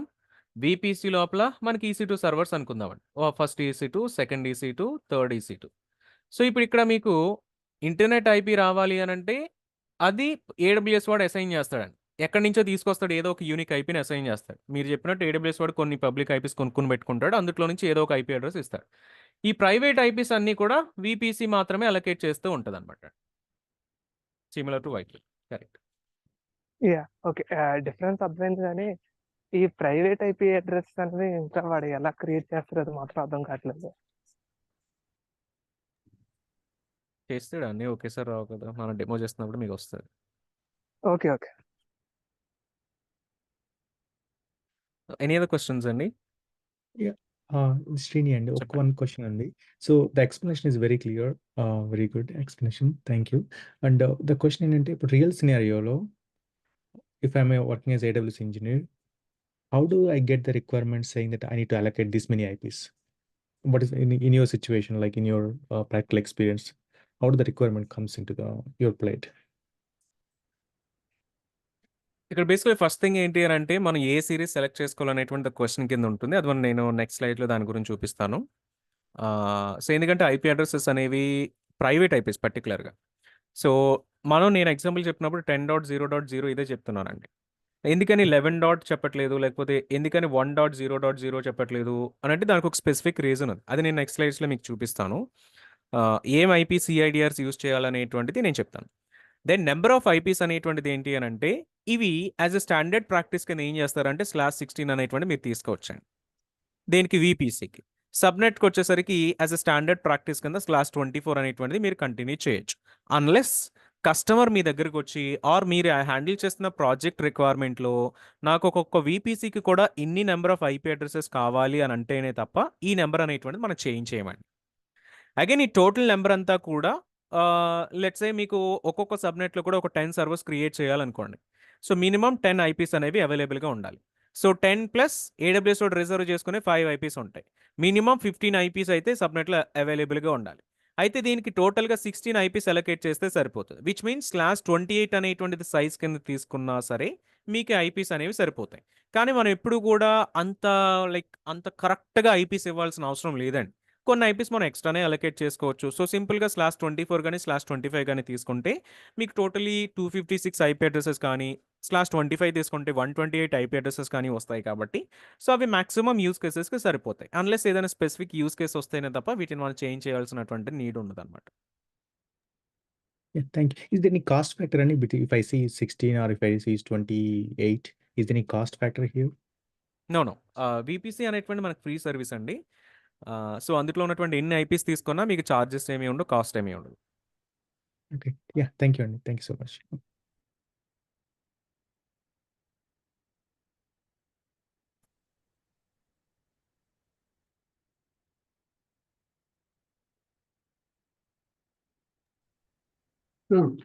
రాకేష్, సో చెప్పండి.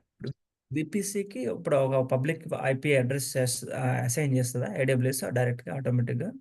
VPC కాదు, సర్వర్ క్రియేట్ చేస్తే మన సర్వర్స్కి పబ్లిక్ ఐపీ అసైన్ చేయమని ఆప్షన్ మనం సెలెక్ట్ చేస్తే అప్పుడు అసైన్ చేస్తుందండి. లేకపోతే అసైన్ చేయదు, ఓన్లీ ప్రైవేట్ ఐపీ మాత్రమే వస్తుంది. ఓకే. సో ఆ పబ్లిక్ ఐపీ ద్వారా outside outside connect అవ్వాలన్నప్పుడు మాత్రమే పబ్లిక్ ఐపీ ఎనేబుల్ చేసుకుంటామండి. మనం ఫర్దర్గా చాలా సెషన్స్ చేస్తాము, అప్పుడు పబ్లిక్ ఐపీ ఎనేబుల్ చేయకుండా కూడా మనం కొన్ని చేస్తామండి.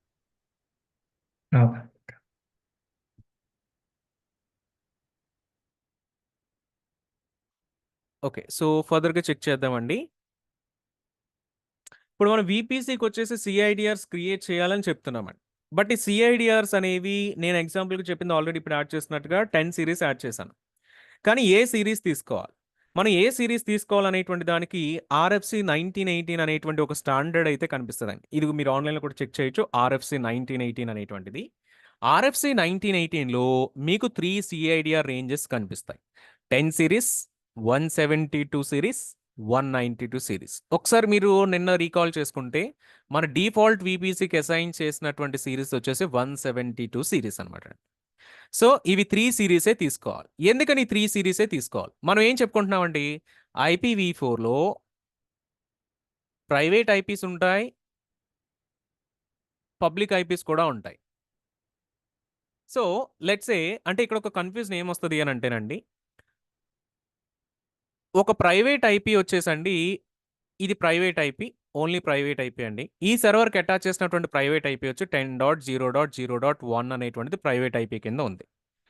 లెట్స్ సే ఇప్పుడు అదే ఐపీ అడ్రెస్ పబ్లిక్‌లో కూడా ఇచ్చాడనుకోండి, అప్పుడు వేరొక సర్వర్ ఎక్కడో మనకి దీని ప్రైవేట్ ఐపీ వేరే ఉందండి. కానీ దీని పబ్లిక్ ఐపీ వచ్చేసి సో 10.0.0.1 అనేటువంటి పబ్లిక్ ఐపీ కింద ఉందండి. ఇప్పుడు ఈ నెట్వర్కింగ్‌లో వేరొక సర్వరు ఈ సర్వర్‌ని కాల్ చేయడానికి ట్రై చేస్తుంది.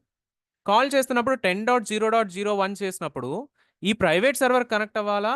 లేకపోతే ఈ పబ్లిక్ సర్వర్‌కి కనెక్ట్ అవ్వాలా? సో ఇక్కడ ఒక నెట్వర్కింగ్ యాంబిగ్విటీ అనేటువంటిది వచ్చేస్తదండి. సో మీరు ప్రైవేట్ సర్వర్ కనెక్ట్ అవుతున్నారా? లేకపోతే ఎక్కడో ఎవరిదో హోస్ట్ చేస్తున్నటువంటి పబ్లిక్ సర్వర్‌కి కనెక్ట్ అవుతున్నారు. బికాజ్ 2 ఐపీస్ కూడా సేమ్ కాబట్టి. సో అందు గురించే ఎప్పుడు కూడా మనం ప్రైవేట్ ఐపీ సిఐడిఆర్స్ అలొకేట్ చేస్తున్నాము అనంటే, ఆ సిఐడిఆర్స్ అనేవి ఈ 3 రేంజెస్‌లో మాత్రమే ఉండాలి. ఎందుకని ఈ 3లోనే ఉండాలి? ఈ 3లో ఉన్నటువంటి ఏ ఐపీ కూడా మీకు పబ్లిక్ ఐపీస్‌లో ఉండదండి. ఈ 3 రేంజెస్‌లో ఉన్నటువంటిది ఏది కూడా పబ్లిక్ ఐపీస్‌లో రాదు. పబ్లిక్ ఐపీస్‌లో ఉండదు. ఇది స్టాండర్డ్‌గా మెయింటైన్ చేస్తున్నారు.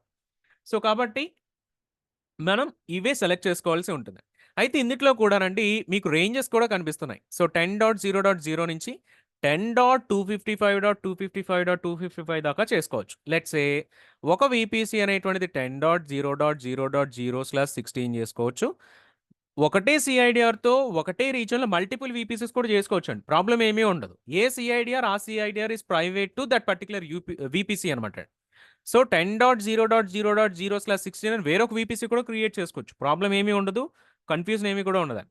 సో మనం ఇందులో చేంజెస్ చేసుకోవాలి అనుకుంటే 10.1. ఇప్పుడు సెకండ్‌ది చేంజ్ చేస్తున్నాం. 0.0.0/16 వీపీసీకి ఇచ్చేటప్పుడే సెకండ్ ఆక్టెట్ చేంజ్ చేస్తున్నామండి. ఎందుకంటే ఇక్కడ మీరు అబ్జర్వ్ చేస్తే సెకండ్ ఆక్టెట్‌లో కూడా 0-255 స్పేసెస్ వరకు అలౌడ్ ఉంది. సో 10.2.0.0/16 10.3.0.0/16 ఇట్లా మీరు సిఐడిఆర్ రేంజెస్‌ని డిఫరెంట్‌గా యూజ్ చేసుకోవాలి అనుకుంటే మీరు ఒక్కొక్క వీపీసీ కూడా ఒక్కొక్కటి డిఫరెంట్‌గా పెట్టుకోవచ్చు. లేదు 172 సిరీస్‌లో చేయాలి అనంటే మీకు ఎప్పుడు కూడా సెకండ్ ఆక్టెట్స్ మాత్రం చేంజ్ అవుతూ ఉంటాయి. ఇది ఎక్కడి వరకు అలౌడ్ ఉందండి? 16-31 వరకు అలౌడ్ ఉంది. ఇది ఎక్కడి వరకు ఉంది? ఇది ఓన్లీ కూడా 168 వరకు మాత్రమే అలౌడ్ ఉంది. ఇందుట్లో మీకు తక్కువ ఐపీ అడ్రెసెస్ అయితే మనకు కనిపిస్తూ కూడా ఉంటాయి. ఈ రేంజెస్‌లో మనం యూజ్ చేసుకోవచ్చు. సో ఎప్పుడైనా సరే మీకు సిఐడిఆర్స్ కస్టమర్ నాకు ఈ సిఐడిఆర్ క్రియేట్ చేయమని చెప్పినప్పుడండి, రియల్ టైమ్‌లో చేసేటప్పుడు ఈ సిఐడిఆర్స్ నుంచి ఏదో ఒక సిఐడిఆర్‌ని తీసుకోవాలి. అంతేగాని మనం 11 సీరీస్ కానీ, లేకపోతే 9 సీరీస్ కానీ, 1 సీరీస్ కానీ, 12 సీరీస్ కానీ, 13 సీరీస్ కానీ ఈ సీరీస్‌ని మనం యూజ్ చేయకూడదు. యూజ్ చేస్తే ఏమవుతదంటే దానికి రిలేటెడ్‌గా ఉన్నటువంటి పబ్లిక్ ఐపీస్ కూడా కొన్నిసార్లు మనకు కనెక్ట్ అయిపోతూ ఉంటాయి. అటువంటి నెట్వర్కింగ్ ఇష్యూస్ మనకి ప్రొడక్షన్స్‌లో వస్తే చాలా ప్రాబ్లమ్ ఫేస్ చేస్తూ ఉంటాం. అండ్ వన్ మోర్ థింగ్ ఏంటి అని అంటేనండి, మనకి నౌఎడేస్ చెక్ చేస్తే ఒకడు ఒక ప్రాజెక్ట్ అనేటువంటిది ఏడబ్ల్యూఎస్‌లోనూ హోస్ట్ చేస్తాడు. ఇంకోటి అజూర్‌లో కూడా హోస్ట్ చేస్తాడు. మేబీ ఇంకోటి జీసీబీలో కూడా హోస్ట్ చేయొచ్చు. లేదు అనంటే వీడికి ఆన్ ప్రిమైస్ సెటప్ కూడా ఉండొచ్చండి. సో ఇప్పుడు ఇన్ని చోట్ల వీడికి సెటప్ అనేటువంటిది ఉన్నప్పుడు ఇక్కడ ఒక నెట్వర్క్ ఉంటదండి. ఇక్కడ వీడికి ఒక నెట్వర్క్ ఉంటదండి. ఇక్కడ కూడా వీడికి ఒక నెట్వర్క్ ఉంటదండి. ఇక్కడ కూడా వీడికి ఒక నెట్వర్క్ ఉంటది. నెట్వర్క్ ఈస్ నథింగ్ బట్ ఏడబ్ల్యూఎస్‌లో వీపీసీ ఉంటది. అజూర్‌లో వీపీసీ రిలేటెడ్ సర్వీస్ ఉంటది. జీసీపీలో వీపీసీ రిలేటెడ్ సర్వీస్ ఉంటది. ఆన్ ప్రిమైస్‌లో వాడు క్రియేట్ చేసుకున్న నెట్వర్క్ ఉంటదండి. ఇప్పుడు ఎప్పుడైనా సరే ఇట్లా మనకి హైబ్రిడ్ ఎన్విరాన్మెంట్ ఉన్నప్పుడండి, అంటే AWS, GCP or different environments ఉన్నప్పుడు, different clouds or different providers ఉన్నప్పుడు మనకి ఒక నెట్వర్క్ నుంచి వేరొక నెట్వర్క్‌కి కనెక్ట్ అయ్యేటువంటి రిక్వైర్మెంట్ ఉంటే, అంటే ఆన్ ప్రిమైస్ నుంచి ఏడబ్ల్యూఎస్‌కి కనెక్ట్ అవ్వాలన్నా, లేకపోతే ఆన్ ప్రిమైస్ నుంచి జీసీపీకి కనెక్ట్ అవ్వాలన్నా, ఏడబ్ల్యూఎస్ నుంచి జీసీపీకి అవ్వాలన్నా, ఏడబ్ల్యూఎస్ నుంచి అజ్యూర్‌కి కనెక్ట్ అవ్వాలి అన్నా, ఇక్కడ మనం తీసుకోవాల్సినటువంటి ఇంపార్టెంట్ థింగ్ ఏంటి అనంటే కన్సిడర్ చేయవలసినటువంటిదండి, సిఐడిఆర్ రేంజెస్ ఎప్పుడూ కూడా సేమ్ ఉండకూడదండి. సేమ్ ఉంటే ఏమవుతుంది అనంటే మీకు కనెక్టివిటీ రాదు. సేమ్ సిఐడిఆర్స్ ఉంటే ఒక వీపీసీ ఒక నెట్వర్క్ నుంచి వేరొక నెట్వర్క్‌కి త్రూ ప్రైవేట్ ఐపీస్ అండి. ఇది ఓన్లీ ప్రైవేట్ ఐపీస్ గురించే చెప్తున్నాను. పబ్లిక్ ఐపీస్ కాదు. ఇప్పుడు ఎక్కడొక సర్వర్ ఉంది. ఎక్కడొక సర్వర్ ఉంది. ఈ సర్వర్‌కి వేరొక పబ్లిక్ ఐపీ ఉందనుకోండి. ఈ పబ్లిక్ ఐపీ తోటి కాల్ చేస్తే దీనికి కనెక్ట్ అవ్వొచ్చండి. నేను పబ్లిక్ గురించి మాట్లాడట్లేదు. ప్రైవేట్ ఐపీస్ గురించే మాట్లాడుతున్నా. సో ప్రైవేట్ సిఐడిఆర్స్ చేసినప్పుడు ఎందుకంటే ప్రొడక్షన్ ఎన్విరాన్మెంట్స్ ఇవన్నీ కూడా ప్రైవేట్ ఐపీ అడ్రసెస్తోనే కమ్యూనికేట్ చేస్తూ ఉంటారండి. అటువంటి కేసెస్లో ఏమవుతుందంటే ఇక్కడ 10 సిరీస్ ఉంది, ఇక్కడ 10 సిరీస్ ఉంది. సో అప్పుడు ఇక్కడ ఏదో ఒక సర్వర్కి 10.0.0.1 ఆర్ 0 యాడ్ చేయొచ్చు, ఇక్కడ 10.0.0 తోటి ఏదో ఒకటి ఉండొచ్చండి. సో ఏమవుతుంది, ఆ ఐపీ కనెక్ట్ అవ్వాలి, ఈ సర్వర్ కనెక్ట్ అవ్వాలి, ఈ కన్ఫ్యూజన్ ఉంటుంది అన్నమాట. సో అందు గురించి సేమ్ సిఐడిఆర్స్ ఉన్నప్పుడు హైబ్రిడ్ నెట్వర్కింగ్ అనేటువంటి అలౌ చేయదండి. సో ఎప్పుడైనా మనం నెట్వర్కింగ్ క్రియేట్ చేస్తున్నామంటే ఫస్ట్ ఆఫ్ ఆల్ ఆ కస్టమర్ని కానీ మనం చేస్తున్నటువంటి ప్రాజెక్ట్లో కానీ మనం చెక్ చేయాల్సింది ఏంటంటే మనం క్రియేట్ చేసేటువంటి ఏడబ్ల్యూఎస్ విపిసిస్ తోటి బయట నుంచి వేరొక నెట్వర్క్స్తో కనెక్ట్ అవుతాడా అవడా, లేకపోతే ఎగ్జిస్టింగ్ విపిసిస్ ఏమన్నా ఉన్నాయా లేవా, ఇవి చెక్ చేసుకొని మనం వాటికి డిఫరెంట్గా ఉన్నటువంటి సిఐడిఆర్ రేంజ్ అనేటువంటి విపిసికి ఇస్తామండి. సో అలా ఇస్తే ఏమవుతుంది అని అంటే ఒకవేళ వాడు కనెక్ట్ అయినా అవ్వకపోయినా ఫ్యూచర్లో ఏదైనా వాడికి రిక్వైర్మెంట్ వస్తే కనుక అప్పుడు ప్రాబ్లం అవ్వకుండా ఉంటుందండి. సో ఈ కేసు కూడా మనం కన్సిడర్ చేసుకోవాలి. RFC 1918 మీరు ఆన్లైన్లో చెక్ చేయొచ్చు. మీకు ఇవే 3 IP సిఐడిఆర్ రేంజెస్ అయితే మనకి రేంజెస్ కనిపిస్తే విత్ ఇన్ దీస్ మాత్రమే మనకి ఇవన్నీ కూడా వస్తాయి అనమాట. సో ఒకసారి VPC తీసుకుందాం. VPCలో సబ్నెట్స్ క్రియేట్ చేద్దాం. అందులో some public subnets, some private subnets. So డిఫరెంట్గా క్రియేట్ చేద్దాము. Internet gateway, NAT gateway, NACLs or ఇవన్నీ కూడా మనం యాడ్ చేద్దాం. ఒకసారి ప్రాక్టికల్గా వీటన్నిటిని ఇంప్లిమెంటేషన్ కూడా చెక్ చేద్దాం.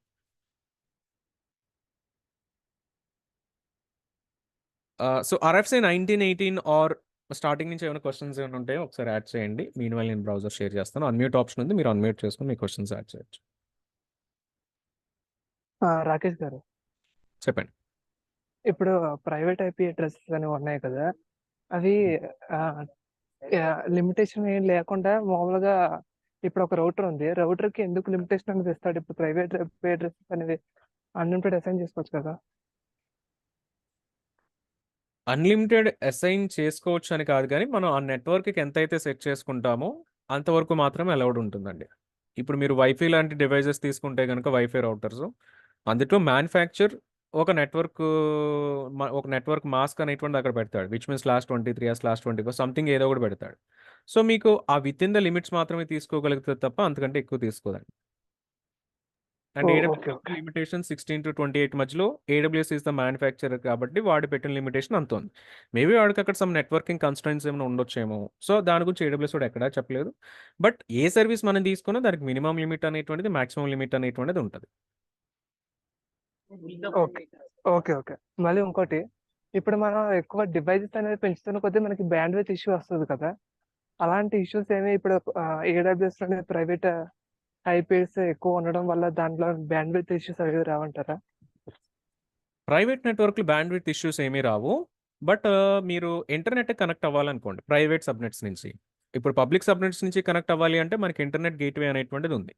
సో ఇంటర్నెట్ గేట్వే ఏంటి అని అంటే విచ్ ఇస్ కంప్లీట్లీ స్కేలబుల్ అండి. మనం ఎంత యూజ్ చేసినా బ్యాండ్విడ్త్ అనేటువంటి స్కేల్ అవుతూనే ఉంటుంది తప్ప మనకి ఎటువంటి ఇష్యూస్ రావన్నమాట. కానీ ప్రైవేట్ సబ్నెట్లో పెట్టినప్పుడు ఏమవుతుంది అని అంటే నాట్ గేట్వే మనం యూజ్ చేసుకోవాల్సి వస్తుంది అనమాట. నాట్ గేట్వేకి ఏమవుతుంది అని అంటే ఇట్ హ్యాస్ సమ్ లిమిటేషన్స్ అండి. ఎక్కడి వరకు వస్తుంది అని అంటే అప్ టు 45 GBps వరకు మాత్రమే నాట్ గేట్వే, ఒక single NAT gateway bandwidth support చేస్తుంది. ఓకే, మోర్ దెన్ దట్ కావాలి అంటే మనం ఏం చేయాలి అని అంటే సెకండ్ నాట్ గేట్వే సేమ్ VPCలో క్రియేట్ చేసుకోవాలి. సో కొన్ని సబ్నెట్స్కి ఫస్ట్ నాట్ గేట్వే పెడతాం, కొన్ని సబ్నెట్స్కి సెకండ్ నాట్ గేట్వే పెడతాం. అలాగే మనం ఏం చేస్తాం అంటే లోడ్ అనేటువంటి షేర్ చేస్తూ ఉంటాం అనమాట. ఇంటర్నెట్ వైడ్గా ప్రాబ్లం ఉండదు, నాట్ గేట్వే చేసినప్పుడు మాత్రం ఆ కన్సిడరేషన్ చేసుకోవాలి. అండ్ ఐపీస్ వల్ల మీకు ఆ ప్రాబ్లం ఏమీ ఉండదు, యూసేజ్ బట్టినే ఉంటుంది. ఓకేనండి. సో రాకేష్, సో చెప్పండి. ఇప్పుడు మీరు అంటే ఓవర్లాప్ అవ్వకుండా, అంటే VPC మనం క్రియేట్ చేసాం, మన let's I created 3 different VPCs and అవి ఓవర్లాప్ అవ్వకుండా డిఫరెంట్ సైడ్ రేంజ్ ఇవ్వాలంటున్నారు కదా. ఇస్తే దేర్ డిఫరెంట్ నెట్వర్క్స్ ఉన్నప్పుడు yes, even if it is on premise also it's the IP addresses should not be like same అవునండి. మనము నిన్నటి సెషన్లో చేసింది ఏంటి అని అంటే యూజింగ్ పబ్లిక్ IP తోటి సర్వర్స్ని కనెక్ట్ అయ్యామన్నమాట. కానీ రియల్ టైమ్స్లో చెక్ చేసినప్పుడు అండి ఆన్ ప్రిమైజ్ నుంచి కూడా, అంటే మనం ఉన్నటువంటి లొకేషన్ నుంచి AWS సర్వర్స్ కనెక్ట్ అవ్వాలి అంటే ప్రైవేట్ IPs తోటి కనెక్ట్ అవుతారు.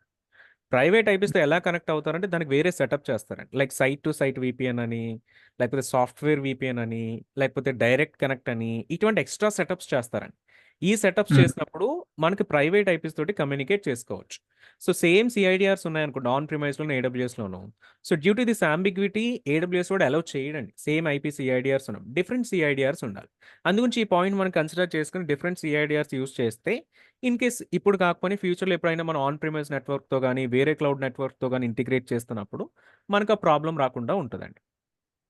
అంటే ఇప్పుడు ఈ అంటే జనరల్ గా మనం అన్ని ఉంటే ఆల్రెడీ కన్ఫిగర్ చేస్తాం. లెట్స్ అవును. సే merging happens, like some other company, two companies are merging together, so they already have their own networks already. So if it is overlapping network, you have to change the one side of the network architecture, I mean the side ranges. అప్పుడు already ఉంది అని అన్నప్పుడు ఏం చేస్తారు అని అంటే అప్పుడు ఇంక సైడర్స్ చేసుకొని దానికి వేరొక ఆల్టర్నేటివ్ చూస్తారండి. సో దానికి ఏం చేస్తామంటే something called as private NATing అనేటువంటిది ఉంటుంది. ఒకసారి దీన్ని చెక్ చేయండి మీరు.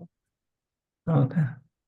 సో ప్రైవేట్ నాటింగ్ అనేటువంటిది ఉంటుంది అనమాట. సో ఈ NATing is nothing but network address translation. Oh. So network address translation సింపుల్గా చెప్పుకోవాలి అంటే ఇప్పుడు మనం వైఫై తోటి ఇంటర్నెట్ కనెక్ట్ అవుతున్నాం అనుకోండి.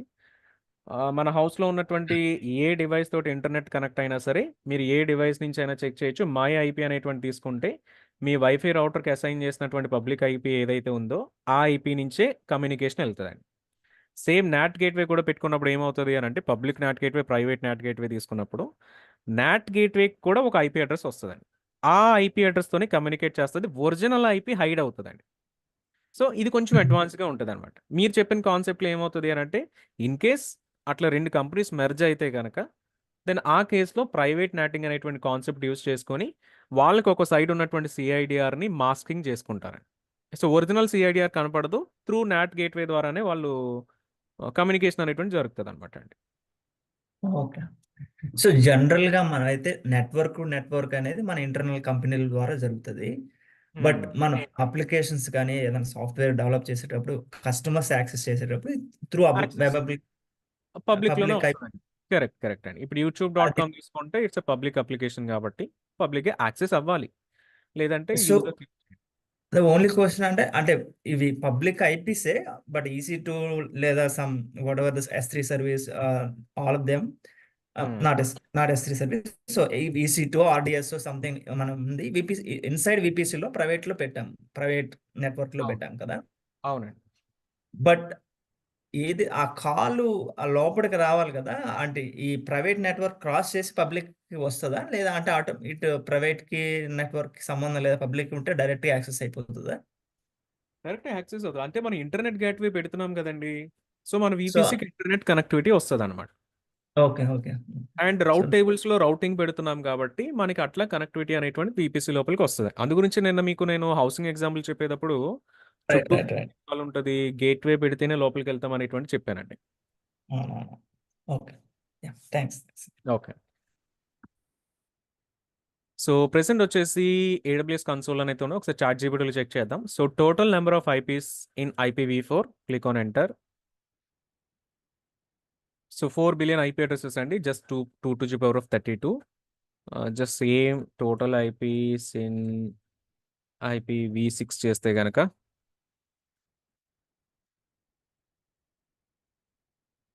So 340 undecillion some long number అయితే వస్తుందండి. So 2 to the power of 128 is the formula అనమాట. So RFC 1918 CIDR allowed ranges. So these are particularly reserved for private networks అండి. సో అందు గురించి ఇవే తీసుకుంటాము, పబ్లిక్ రేంజెస్ మనం తీసుకోము. సో ఈ సిరీసెస్ మాత్రమే ఉంటాయి, మనం ఇవే యూస్ చేస్తూ ఉంటాం. సో IPv4లో మాత్రమే ప్రైవేట్ ఐపీస్ ఉంటాయి కాబట్టి ఇందులోనే కన్సిడర్ చేస్తాము. IPv6లో ప్రైవేట్ ఐపీస్ ఉండవు కాబట్టి మనం అందులో కన్సిడర్ చేయమండి. IPv6 every IP is a public IP అనమాట. సో AWS కన్సోల్కి వెళ్దాము. Let's go to VPC. So VPC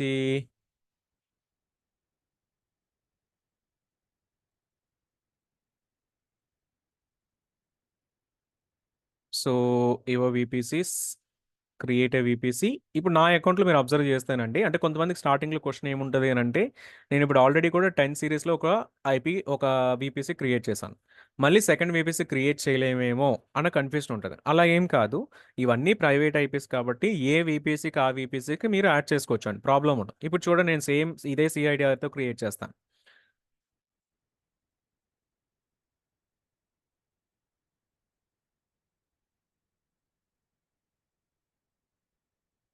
so 10.0.0.0/16. So మీకు /16 to 28 is the minimum and maximum. So వీపీసీకి ఆ స్టాండర్డ్ ప్రకారం మనం 16 అనేటువంటిది పెట్టేస్తామండి. సో IPv6 కూడా కావాలి అనుకుంటే మీరు ఇక్కడ IPv6 సిఐడిఆర్ బ్లాక్ సెలెక్ట్ చేసుకోవచ్చు. ప్రెసెంట్ నో అనేటువంటిది అయితే వస్తుంది. బట్ దీని నుంచి మీకు IPv6 owned by you, IPv6 provided by Amazon or else some other service ఉంది IPAM అనేటువంటిది, IP అడ్రస్ మేనేజర్. సో ఆ సర్వీస్ నుంచి అయినా మీరు అలొకేషన్స్ అనేవి చేసుకోవచ్చు అండి. బేసికల్ మీరు సెలెక్ట్ చేసిన దాన్ని బట్టి కూడా మీకు ఇక్కడ లైక్ IP అడ్రసెస్ అనేవి అలొకేట్ అవుతూ ఉంటాయి. బట్ ప్రెసెంట్ అయితే నో తీసుకుంటున్నాను. So create VPC. So VPC create చేయడం is very much easy. So వెంటనే మనకు క్రియేట్ అయిపోయింది. అండ్ ఇక్కడ కింద రీసోర్స్ మ్యాప్లో చెక్ చేస్తే మనకి వీపీసీ ఒకటే ఉంది, సబ్నెట్స్ ఏమీ లేవు. ఎవ్రీ వీపీసీ క్రియేట్ చేసినప్పుడు డిఫాల్ట్గా ఒక రౌట్ టేబుల్ వచ్చేస్తుందండి. ఇది డిఫాల్ట్ రౌట్ టేబుల్. ఎవ్రీ రౌట్ టేబుల్లో కూడా మీకు డిఫాల్ట్గా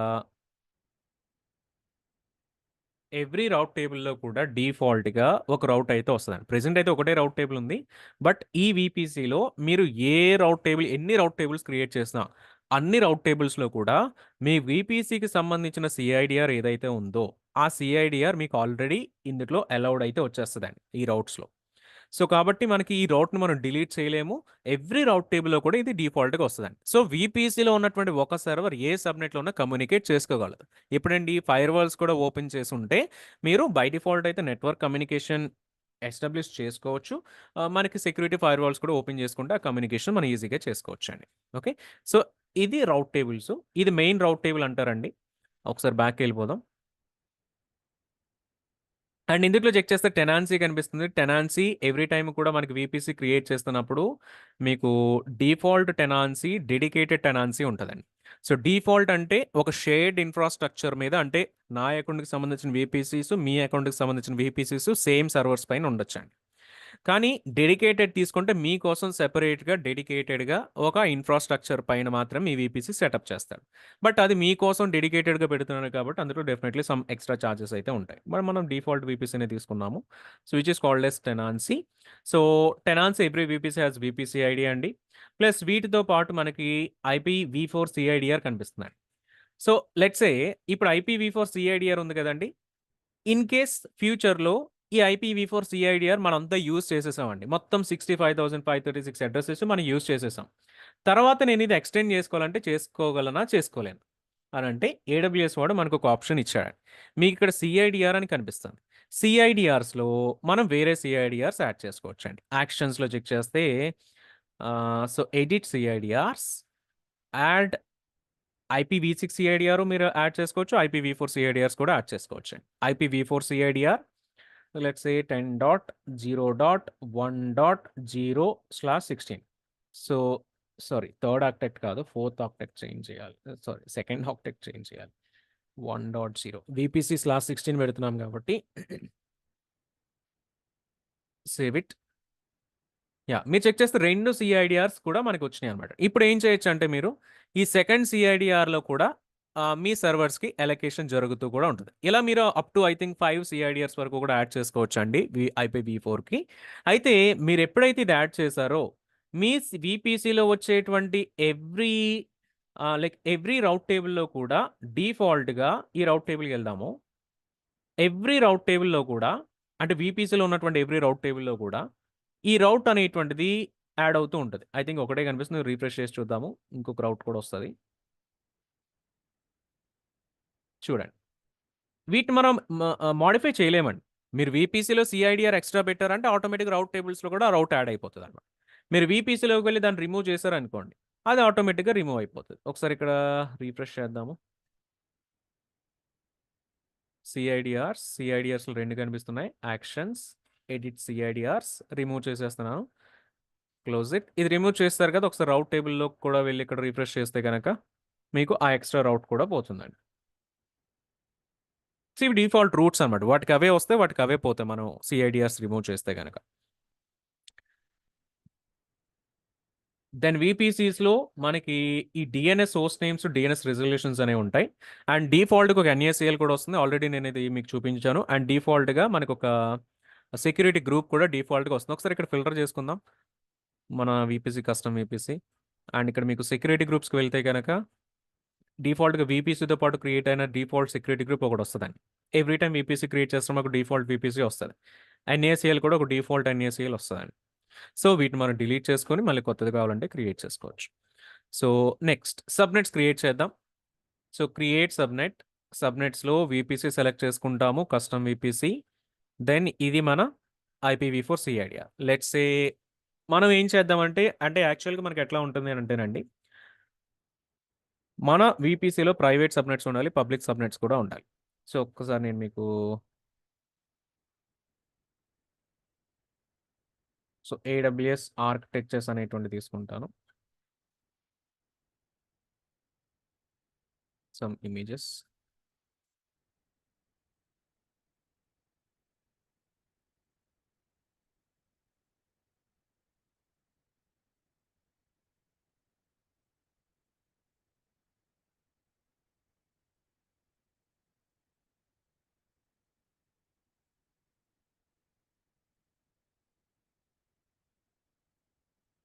ఓకే. సో ఇందుట్లో చెక్ చేస్తానండి. సో ఇదంతా కూడా మీకు VPC కనిపిస్తుందండి. ఔటర్ లేయర్ అంతా కూడా. VPCలో డిఫరెంట్ సర్వర్స్ వస్తున్నాయన్నమాట. సో ఇందుట్లో మనం ఎప్పుడు ఎట్లా ప్లాన్ చేసుకోవాలి అనంటే, మినిమమ్ 2 అవైలబిలిటీ జోన్స్ ఉండేలాగా ప్లాన్ చేసుకోవాలి. ఎందుకంటే స్టార్టింగ్‌లో నేను హై అవైలబిలిటీ అనేటువంటిది ఒకటి చెప్పానండి. అంటే ఒక చోట ఫెయిల్ అయిపోయినా ఇంకో చోట నుంచి వచ్చేలాగా మనం చేసుకోవచ్చు అనేటువంటి నేను స్టార్టింగ్‌లో యాడ్ చేశాను. బట్ అలాగా మనం ఇప్పుడు యాడ్ చేసినా చేయకపోయినా due to cost constraints maybe ఫ్యూచర్‌లోనైనా యాడ్ చేయొచ్చు కదండీ! సో అందుగురించి మనం ఎప్పుడు కూడా సెటప్ అనేటువంటి చేస్తున్నప్పుడు మనకి మినిమమ్ 3 అవైలబిలిటీ జోన్స్ ఉన్నప్పటికీ కూడా మినిమమ్ 2 అవైలబిలిటీ జోన్స్‌లో మన సబ్‌నెట్స్ అనేవి క్రియేట్ చేసుకోవాలి. అందుట్లో కూడా మీకు ఇక్కడ ఒక పబ్లిక్ సబ్‌నెట్, అవైలబిలిటీ జోన్ 2లో ఒక పబ్లిక్ సబ్‌నెట్ అండ్ ఇక్కడ ఒక ప్రైవేట్ సబ్‌నెట్, ఇక్కడ ఒక ప్రైవేట్ సబ్‌నెట్. రిమైనింగ్ అన్నీ కూడా బేస్డ్ ఆన్ యూజ్ కేస్ బట్టి చేసుకోవచ్చు. ఫర్ ఎగ్జాంపుల్ 3 టైర్ ఆర్కిటెక్చర్ తీసుకుంటే మనకి వెబ్ సర్వర్ అని, అప్లికేషన్ సర్వర్ అని, DB సర్వర్ అని 3 సబ్‌నెట్స్ కనిపిస్తే సేమ్ అలాగే 3 డిఫరెంట్ సబ్‌నెట్స్ ఇక్కడ కూడా కనిపిస్తున్నాయి. అలా మన పర్పస్ కోసం మనం క్రియేట్ చేసుకోవచ్చు. బట్ మినిమమ్ అయితే 2 ఏజెస్‌లో మనం చేసుకోవాలి. ఇక్కడ పబ్లిక్ సబ్‌నెట్స్ ఉండాలి. ఇక్కడ ప్రైవేట్ సబ్‌నెట్స్ అయితే ఉండాలి. సో అందు గురించి మనం ఏం చేస్తామంటే మనం కూడా క్రియేట్ చేసేటప్పుడు సేమ్ అదే ఫార్మాట్‌లో క్రియేట్ చేద్దాం. సో ఫస్ట్ వన్ వచ్చేసి పబ్లిక్ సబ్‌నెట్ అండ్ ఈ పబ్లిక్ సబ్‌నెట్ వచ్చేసి 1A అవైలబిలిటీ జోన్‌లో చేద్దాం. ఇక్కడ ఏజీ సెలక్షన్ కూడా వస్తుందండి. ఏజీ సెలక్షన్‌లో 1A తీసుకుందాము. దెన్ CIDR బ్లాక్ మనం ఇన్ కేస్ 2 CIDRs VPCకి యాడ్ చేస్తే అవి 2 కూడా ఇక్కడ కనిపిస్తాయండి.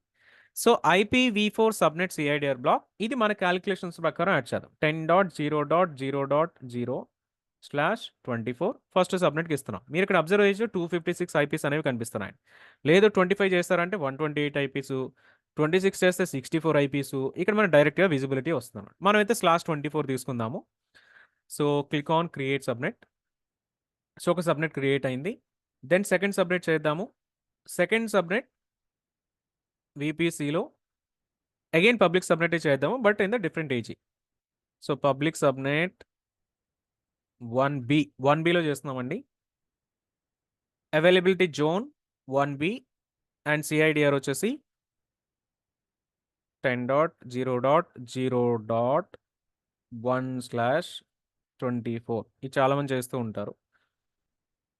సో క్రియేట్ సబ్‌నెట్ చేద్దాము. సో చూడండి CIDR ఓవర్‌లాప్ వస్తుంది. బికాజ్ ఆల్రెడీ 10.0.0.1 అనేటువంటిది ఫస్ట్ సబ్‌నెట్‌లో ఉంది ఆ IP అడ్రెస్. సో అందు గురించి ఇక్కడ రాదండి అది ఇంకా. అండ్ లేదు మీరు 0.0 పెట్టేసి /16 కూడా పెట్టేశారనుకోండి. /16 కూడా రాదండి. ఎందుకు /16 కూడా రాదు అనంటే మీకు ఆల్రెడీ ఇందుట్లో ఉన్నటువంటి కొన్ని IP అడ్రెసెస్ ఫస్ట్ సబ్‌నెట్‌లో యూజ్ చేస్తున్నాడు. అది డిలీట్ చేస్తేనే తప్ప మీకు /16తో కూడా సబ్‌నెట్ అనేటువంటిది క్రియేట్ అవ్వదు. సో థర్డ్ ఆర్కిటెక్ట్ చేంజ్ చేద్దాము. 256 IP అడ్రెసెస్ వస్తున్నాయి. Click on create subnet. So /24 తోటి చాలా ఈజీగానైతే ఉంటుంది. ప్రైవేట్ సబ్‌నెట్ చేద్దాము. VPC. So private subnet 1A. Availability zone 1A. And range వచ్చేసి 10.0.2.0/ ఇక్కడ 25 ఇద్దామండి. సమ్ డిఫరెన్స్ చూపిద్దాము. సో చూడండి 128 నుంచి వస్తున్నాను. ఎక్స్ట్రా సబ్‌నెట్స్ ఇక్కడి నుంచే మనం యాడ్ చేసుకోవచ్చు. యాడ్ న్యూ సబ్‌నెట్ నుంచి. So private subnet 1B, availability జోన్లో 1B, దెన్ సిఐడిఆర్లో 10.0. I think 3.0/24 25 కాదు. ఐ థింక్ మనం /25 ఇచ్చినట్టున్నాం. 2.0 అంటే 25 అంటే 127 వరకు వస్తుంది అనుకున్నాం కదండి. సేమ్ 2లోనే 128 నుంచి కంటిన్యూ అవుతుంది /25. అక్కడ 128 అడ్రసెస్ వచ్చాయి. ఆ రిమైనింగ్ అడ్రసెస్ ఇక్కడ అలొకేట్ చేస్తామండి. Click on create subnet. So రెండు కూడా మనకి క్రియేట్ అయిపోయినాయి. టోటల్గా 4 సబ్నెట్స్ వచ్చాయండి. సబ్నెట్ సిఐడిఆర్స్ కనిపిస్తున్నాయి అండ్ ఇక్కడ అవైలబుల్ ఐపీ అడ్రసెస్ కూడా కనిపిస్తున్నాయి. /24 అంటే టోటల్గా 256 కదండి. బట్ అవైలబుల్గా చెక్ చేస్తే ఓన్లీ 251 మాత్రమే ఉన్నాయి. ఎందుకంటే ఎవ్రీ సబ్నెట్లో కూడా 5 ఐపీ అడ్రసెస్ అనేవి రిజర్వ్ చేసుకుని పెట్టుకుంటాడు. ఆల్రెడీ మనం చూసాము. అవైలబిలిటీ జోన్స్ కూడా రెండేమో 1Aలో ఉన్నాయి, రెండేమో 1Bలో ఉన్నాయి. సో అక్కడ ప్రైవేట్ పబ్లిక్ ఉంది, ఇక్కడ ప్రైవేట్ పబ్లిక్ అయితే ఉందన్నమాట.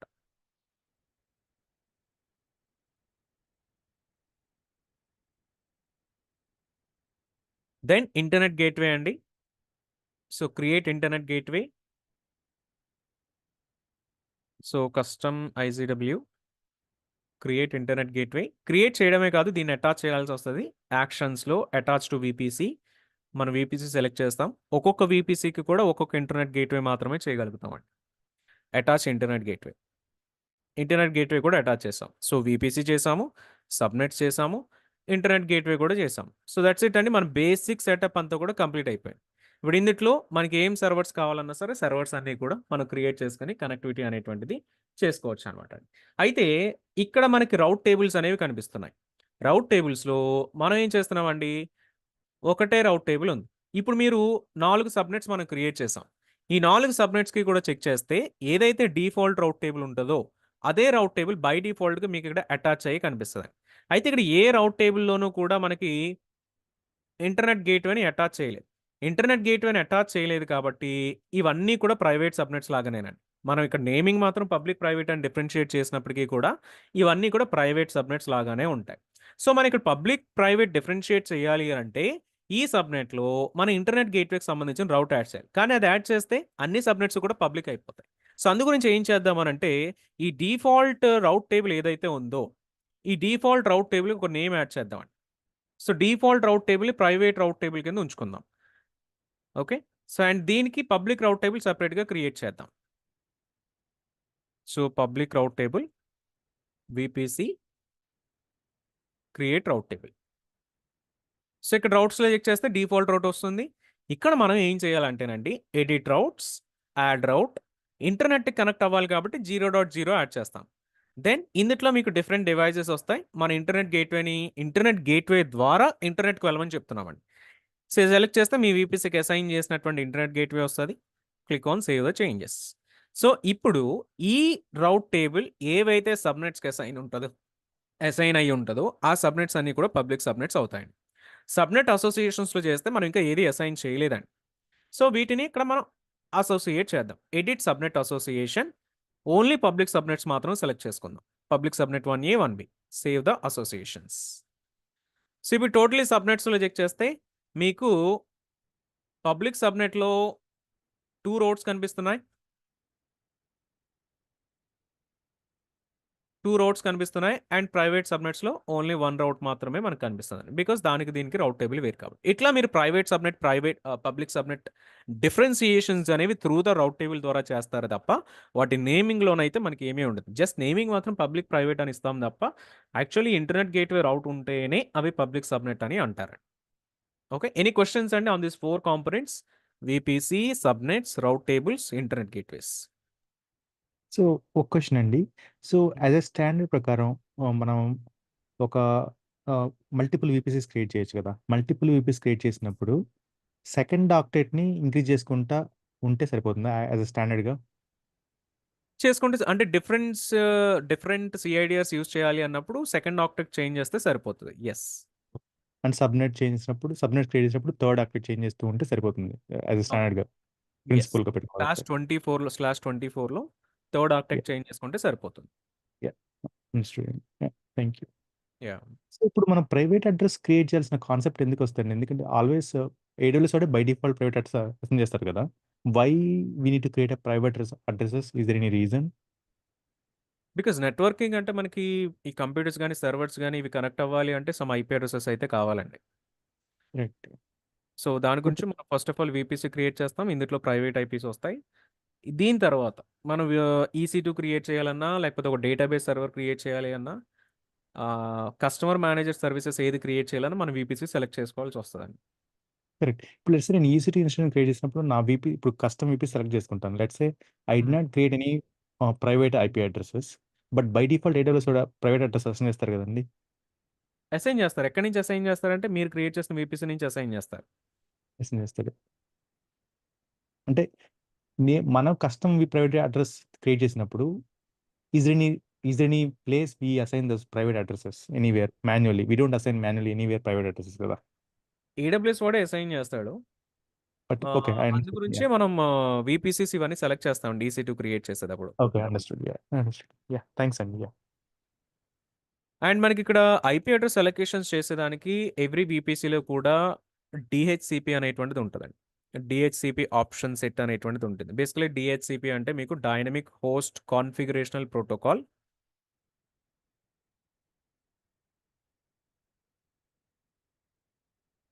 So, dynamic host configurational protocol. మనకి నేను ఈ IP address private IP address ఆటోమేటిక్‌గా అలొకేట్ అవుతుంది అనంటే ఎలా అలొకేట్ అవుతదంటే because of this DHCP protocol అండి. సో, ఇదివరకు డీహెచ్‌సిపి ప్రోటోకాల్ అనేటువంటిది లేనప్పుడు ఈ ఐపీ అడ్రెసెస్ అన్నీ కూడా 65,536 ఐపీ అడ్రెసెస్‌లో ఏ ఐపీ ఫ్రీగా ఉంది, ఏ ఐపీ సర్వర్‌కి అలొకేట్ చేశారు, ఇవన్నీ కూడా నెట్వర్క్ అడ్మినిస్ట్రేటర్స్ చెక్ చేసుకుంటూ ఉండేవాళ్ళండి. కానీ ఇప్పుడు దీనివల్ల బెనిఫిట్ ఏంటి అనంటే ఆటోమేటిక్‌గా ఈ ప్రోటోకాల్ ఇట్‌సెల్ఫే అది చెక్ చేసుకుంటూ ఉంటది. ఎప్పుడైతే మన సర్వర్స్ కానీ ఏదైనా క్రియేట్ చేస్తున్నామో, అవి క్రియేట్ చేస్తున్నప్పుడు ఆటోమేటిక్‌గా డీహెచ్‌సిపి ప్రోటోకాల్ చెక్ చేసుకుంటది. ఏవైతే ఐపీస్ ఫ్రీగా ఉన్నాయో, ఆ ఐపీస్‌లో నుంచి ఒక ప్రైవేట్ ఐపీ తీసుకొచ్చి అసైన్ చేస్తదండి. మళ్ళీ మనం సర్వర్ డిలీట్ చేసినప్పుడు ఐపీ అడ్రెస్ ఫ్రీ అయిపోతది కదండీ! మళ్ళీ డీహెచ్‌సిపి దాన్ని అవైలబుల్ ఐపీస్‌లో పెట్టుకుంటది. పెట్టుకొని మళ్ళీ నెక్స్ట్ టైమ్ ఐపీ సర్వర్స్ ఏమైనా క్రియేట్ చేసినా మళ్ళీ అసైన్‌మెంట్ అనేటువంటిది చేస్తది. బికాస్ ఆఫ్ దిస్ ప్రోటోకాల్ మనకి వీపీసీలో ఆటోమేటిక్‌గా ఐపీ అడ్రెసెస్ అసైన్ అవుతూ ఉంటాయి. గని గారు చెప్పండి. రాకేష్ గారు, మనం ఒక లైనక్స్ ఈసీ2 ఇన్స్టాన్స్ క్రియేట్ చేసి దాన్ని కనెక్ట్ అవ్వాలంటే ఎస్ఎస్హెచ్ పర్మిషన్ ఇవ్వాలి కదా! హుహు.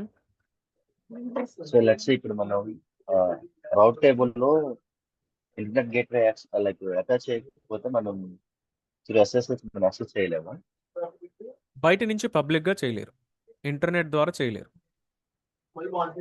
ఓకే. అండ్ మనం రౌట్ టేబుల్లో డైరెక్ట్ మనం ఎస్ఎస్హెచ్ చేయగలమా? లేదంటే ఓన్లీ రౌట్ టేబుల్‌లో సెక్యూరిటీ ఓన్లీ గ్రూప్ రౌట్ ద్వారా? మాత్రమే చెప్పగలుగుతారండి. ఓకే. ఓకే. రౌట్ టేబుల్‌లో రౌట్ మాత్రమే చెప్పగలుగుతారు.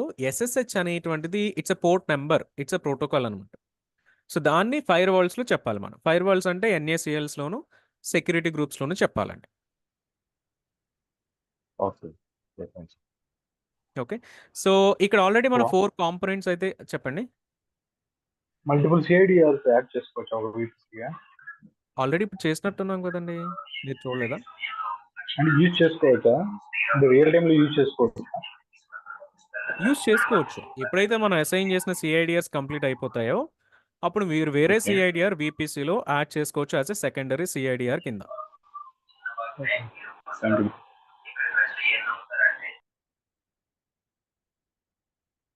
సో, టోటల్‌గా ఈ 4 కాంపోనెంట్స్ అయితే మనకి ఇంపార్టెంట్ కనిపిస్తాయి. వీపీసీ, సబ్‌నెట్, రౌట్ టేబుల్, ఇంటర్నెట్ గేట్‌వేస్ అండి. సో, అండ్ ఇక్కడే మనం నాట్ గేట్‌వే కూడా ఒకటి క్రియేట్ చేసేద్దాము. నాట్ గేట్‌వే ఎందుకంటే ఇది క్రియేట్ అవ్వడానికి టైం పడతది. బట్ గుర్తుపెట్టుకోండి నాట్ గేట్‌వే మీకు ఫ్రీగా రాదు. ఇది కొంచెం చార్జెస్ అయితే పడతది. ఒక 30 మినిట్స్‌కి, 1 అవర్‌కి చాలా తక్కువ డాలర్సే పడతది. I mean I think less than $1 ఎంతో చార్జ్ అయితే పడతది. సో, ఇన్‌కేస్ ఎవరైనా టెస్ట్ చేయాలి అనుకుంటే ఆ ఒక పాయింట్ కన్సిడర్ చేసుకోండి. సో, కొంత చార్జ్ అయితే మినిమల్ చార్జ్ అయితే పడతదనమాట.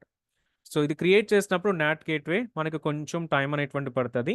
సో, అందు గురించి నేను ఫస్టే క్రియేట్ చేస్తున్నాను. సో, ఇది క్రియేట్ చేసిన తర్వాత మనం సమ్ సర్వర్స్ మన కస్టమ్ వీపీసీలో క్రియేట్ చేసుకొని వాటిని ట్రై చేద్దాము.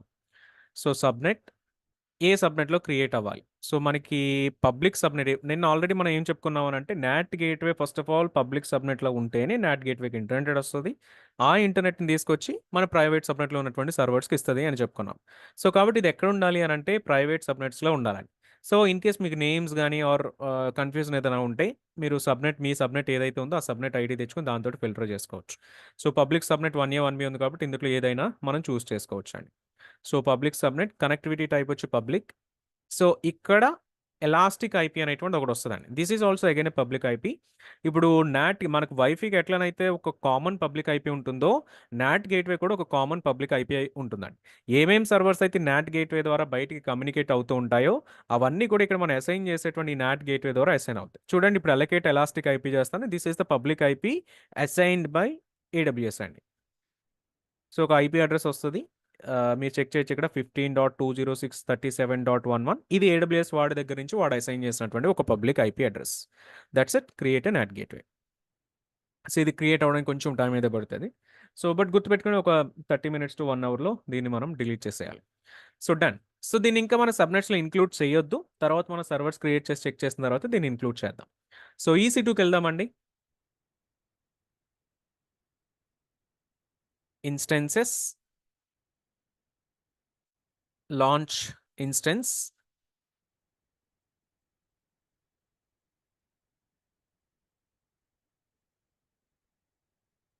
So Amazon Linux 2023 MA is good.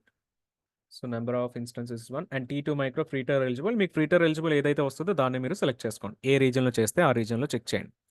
So key pair login. So నిన్న ఏదైతే కీ పేర్ యూస్ చేస్తాం దాంతో మీరు ట్రై చేయొచ్చు. సో నెట్వర్క్ సెట్టింగ్ ఇక్కడ మనం చేంజెస్ చేస్తామండి. Let's edit this.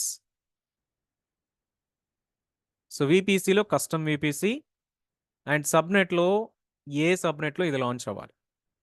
సో మీకు పబ్లిక్ సబ్నెట్లో లాంచ్ అవ్వాలా, ప్రైవేట్ సబ్నెట్లో లాంచ్ అవ్వాలి. లెట్స్ ఏ పబ్లిక్ సబ్నెట్లోనే దీన్ని లాంచ్ చేద్దామండి. So auto assign public IP ఇది బై డిఫాల్ట్గా డిజేబుల్ అయితే వస్తుందండి. దీన్ని మనం ఎనేబుల్ చేసుకోవాలి.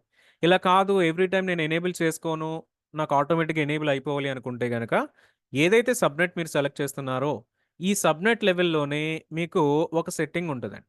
యాక్షన్స్లో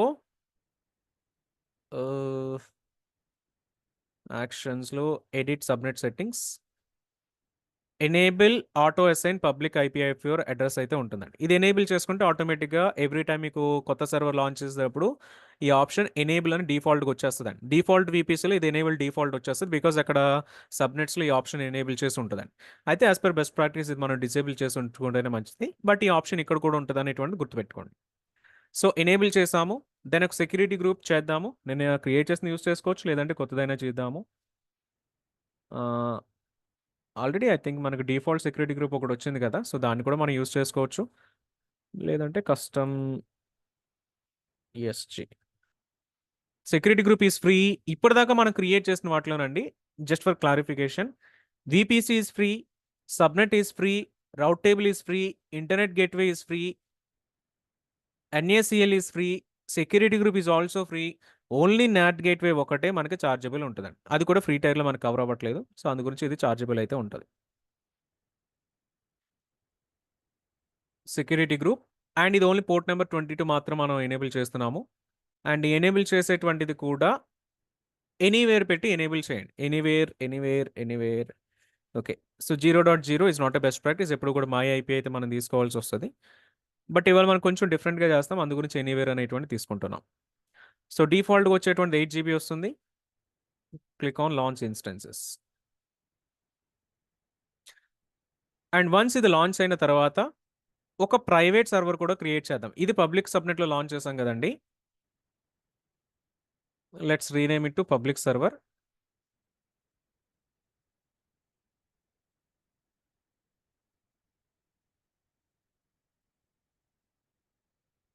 సో దెన్ ప్రైవేట్ సర్వర్ అనేటువంటిది ఒకటి లాంచ్ చేద్దాం. ప్రైవేట్ సర్వర్ అంటున్నాం కాబట్టి ప్రైవేట్ సబ్నెట్లో లాంచ్ చేద్దామండి. సేమ్ అమెజాన్ లైనక్స్ లాంచ్ చేస్తున్నాము. T2 మైక్రో కీ పేర్,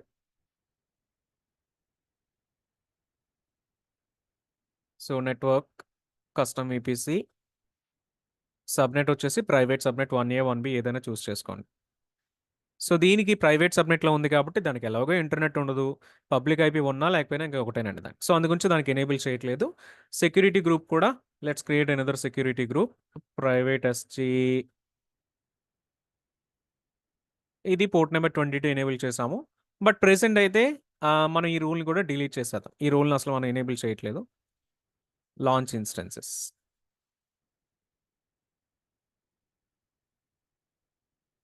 ఓకే. సో 2 సర్వర్స్ అయితే మనకి ఇక్కడ కనిపిస్తున్నాయి. So one is the public server, రెండోది ప్రైవేట్ సర్వర్. ఇప్పుడు పబ్లిక్ సర్వర్ని మనం నేను కనెక్ట్ అవ్వడానికి మొబైఎక్స్టామ్ అని పుట్టి అనేటువంటి యూజ్ చేసామండి. సో అది ఒక ఆప్షన్ ఉంది. లేదంటే కన్సోల్ నుంచి కూడా మనం కనెక్టివిటీ చేసుకోవచ్చు అండి. So click on connect. Connect చేసినప్పుడు మీకు EC2 ఇన్స్టెన్స్ కనెక్ట్ అనేటువంటి ఒక ఆప్షన్ వస్తుందండి. ఈ ఆప్షన్ మీరు యూజ్ చేసుకుంటే కిందకు వచ్చేసి క్లిక్ ఆన్ కనెక్ట్ అనేటువంటిది చేస్తే మీకు బ్రౌజర్లోనే లైనెక్స్ సర్వర్స్ని మనం కనెక్టివిటీ చేయొచ్చండి. మీరు చూస్తే బ్రౌజర్లోనే మనకి SSH అనేటువంటిది ఓపెన్ అయిపోతుంది అనమాట.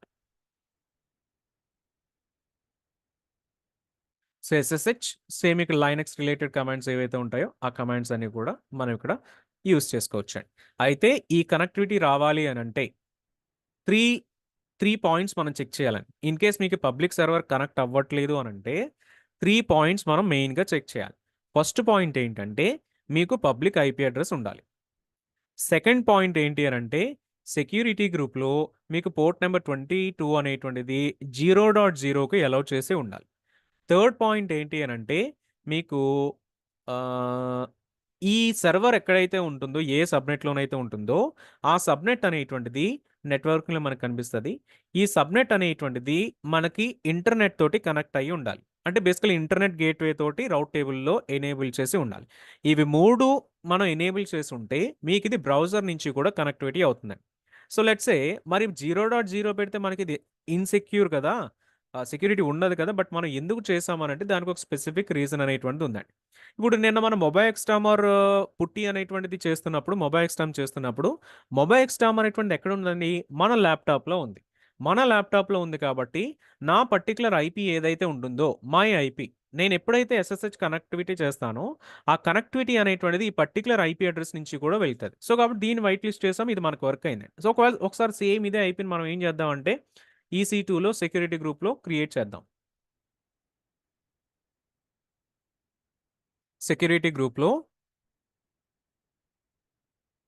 ఇన్బౌండ్ రూల్స్లో ఎడిట్ ఇన్బౌండ్ రూల్స్. సో 0.0 ఉంది కదా, దీన్ని తీసేసి మై IP కానీ ఆర్ కాపీ చేసుకున్న IP /32 అండి. 32 అంటే 2^32 - 32 2^0 వస్తుంది. 2^0 అంటే ఓన్లీ 1 IP అడ్రస్ అనమాట అండి.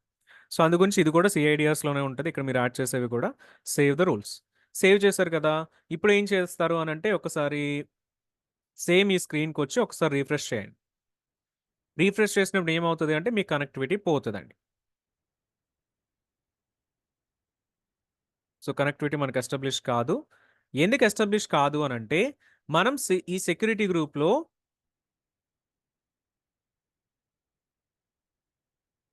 సెక్యూరిటీ గ్రూప్ ఇన్బౌండ్ రూల్స్లో చెక్ చేస్తే కనుక మన ఒక్క IPకి రెస్ట్రిక్ట్ చేసామండి. కానీ ఇది మన ల్యాప్టాప్ నుంచి మనం కనెక్ట్ అవ్వట్లేదండి. ఇక్కడ సంథింగ్ కాల్డ్ as మనకి EC2 ఇన్స్టెన్స్ కనెక్ట్ అనేటువంటిది AWSలో ఇంకొక సర్వీస్ అనమాట. సో ఆ సర్వీస్లో మనకి ఏమవుతుంది అని అంటే మనకి EC2 ఇన్స్టెన్స్ కనెక్ట్ అనేటువంటి AWS సర్వర్స్ వేరే ఉంటాయి. మనం EC2 instance connect servers connect అయితే ఆ సర్వర్స్ నుంచి వెళ్ళి మనకి ఈ సర్వర్ మనం ఏదైతే సర్వర్ క్రియేట్ చేసామో ఈ సర్వర్ కనెక్ట్ అవుతాం. మనం వైట్ లిస్ట్ చేయాల్సింది మన IP అడ్రస్ కాదండి. ఇక్కడ AWS వాడు ఇక్కడ ఆల్రెడీ వీడు సజెస్ట్ చేసేస్తున్నాడు.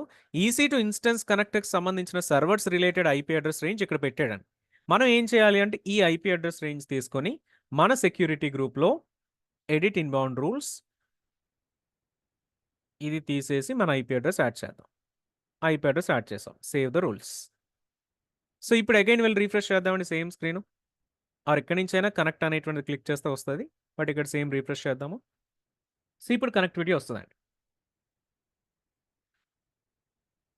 సో ఎనీ క్వశ్చన్స్ అండి on this EC2 instance connect?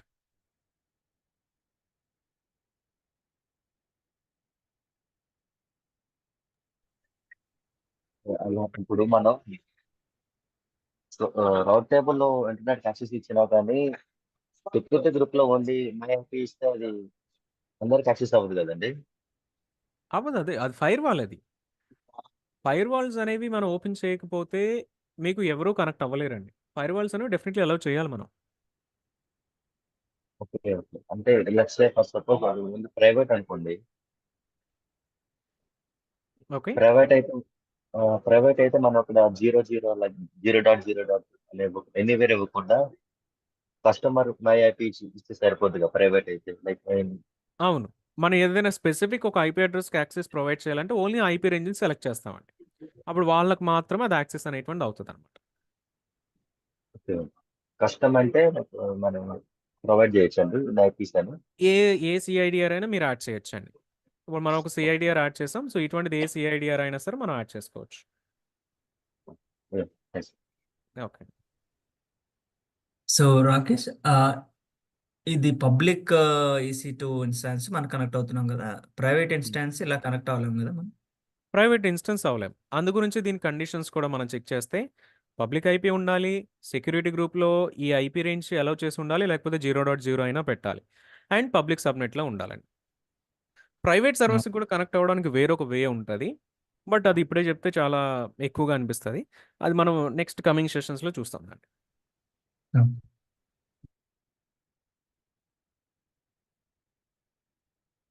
Okay. ఇలా బ్రౌజర్ ద్వారా కనెక్టివిటీ అనేటువంటిది చేసుకోవచ్చండి.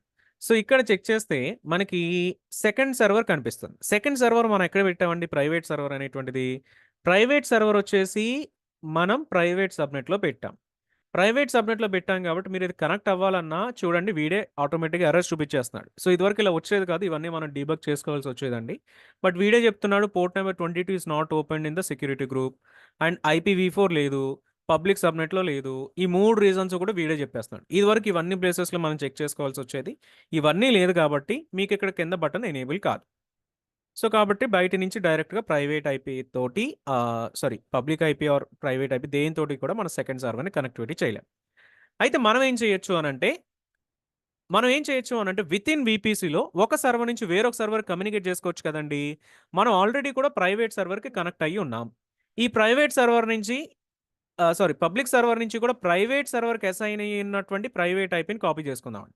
So, this is the private IP. ఏదైతే సబ్‌నెట్ మీరు సెలెక్ట్ చేశారో EC2 సర్వర్‌కి ఆ సబ్‌నెట్ సిఐడిఆర్ రేంజ్‌లో నుంచి ఐపీ అడ్రెస్ వస్తదండి.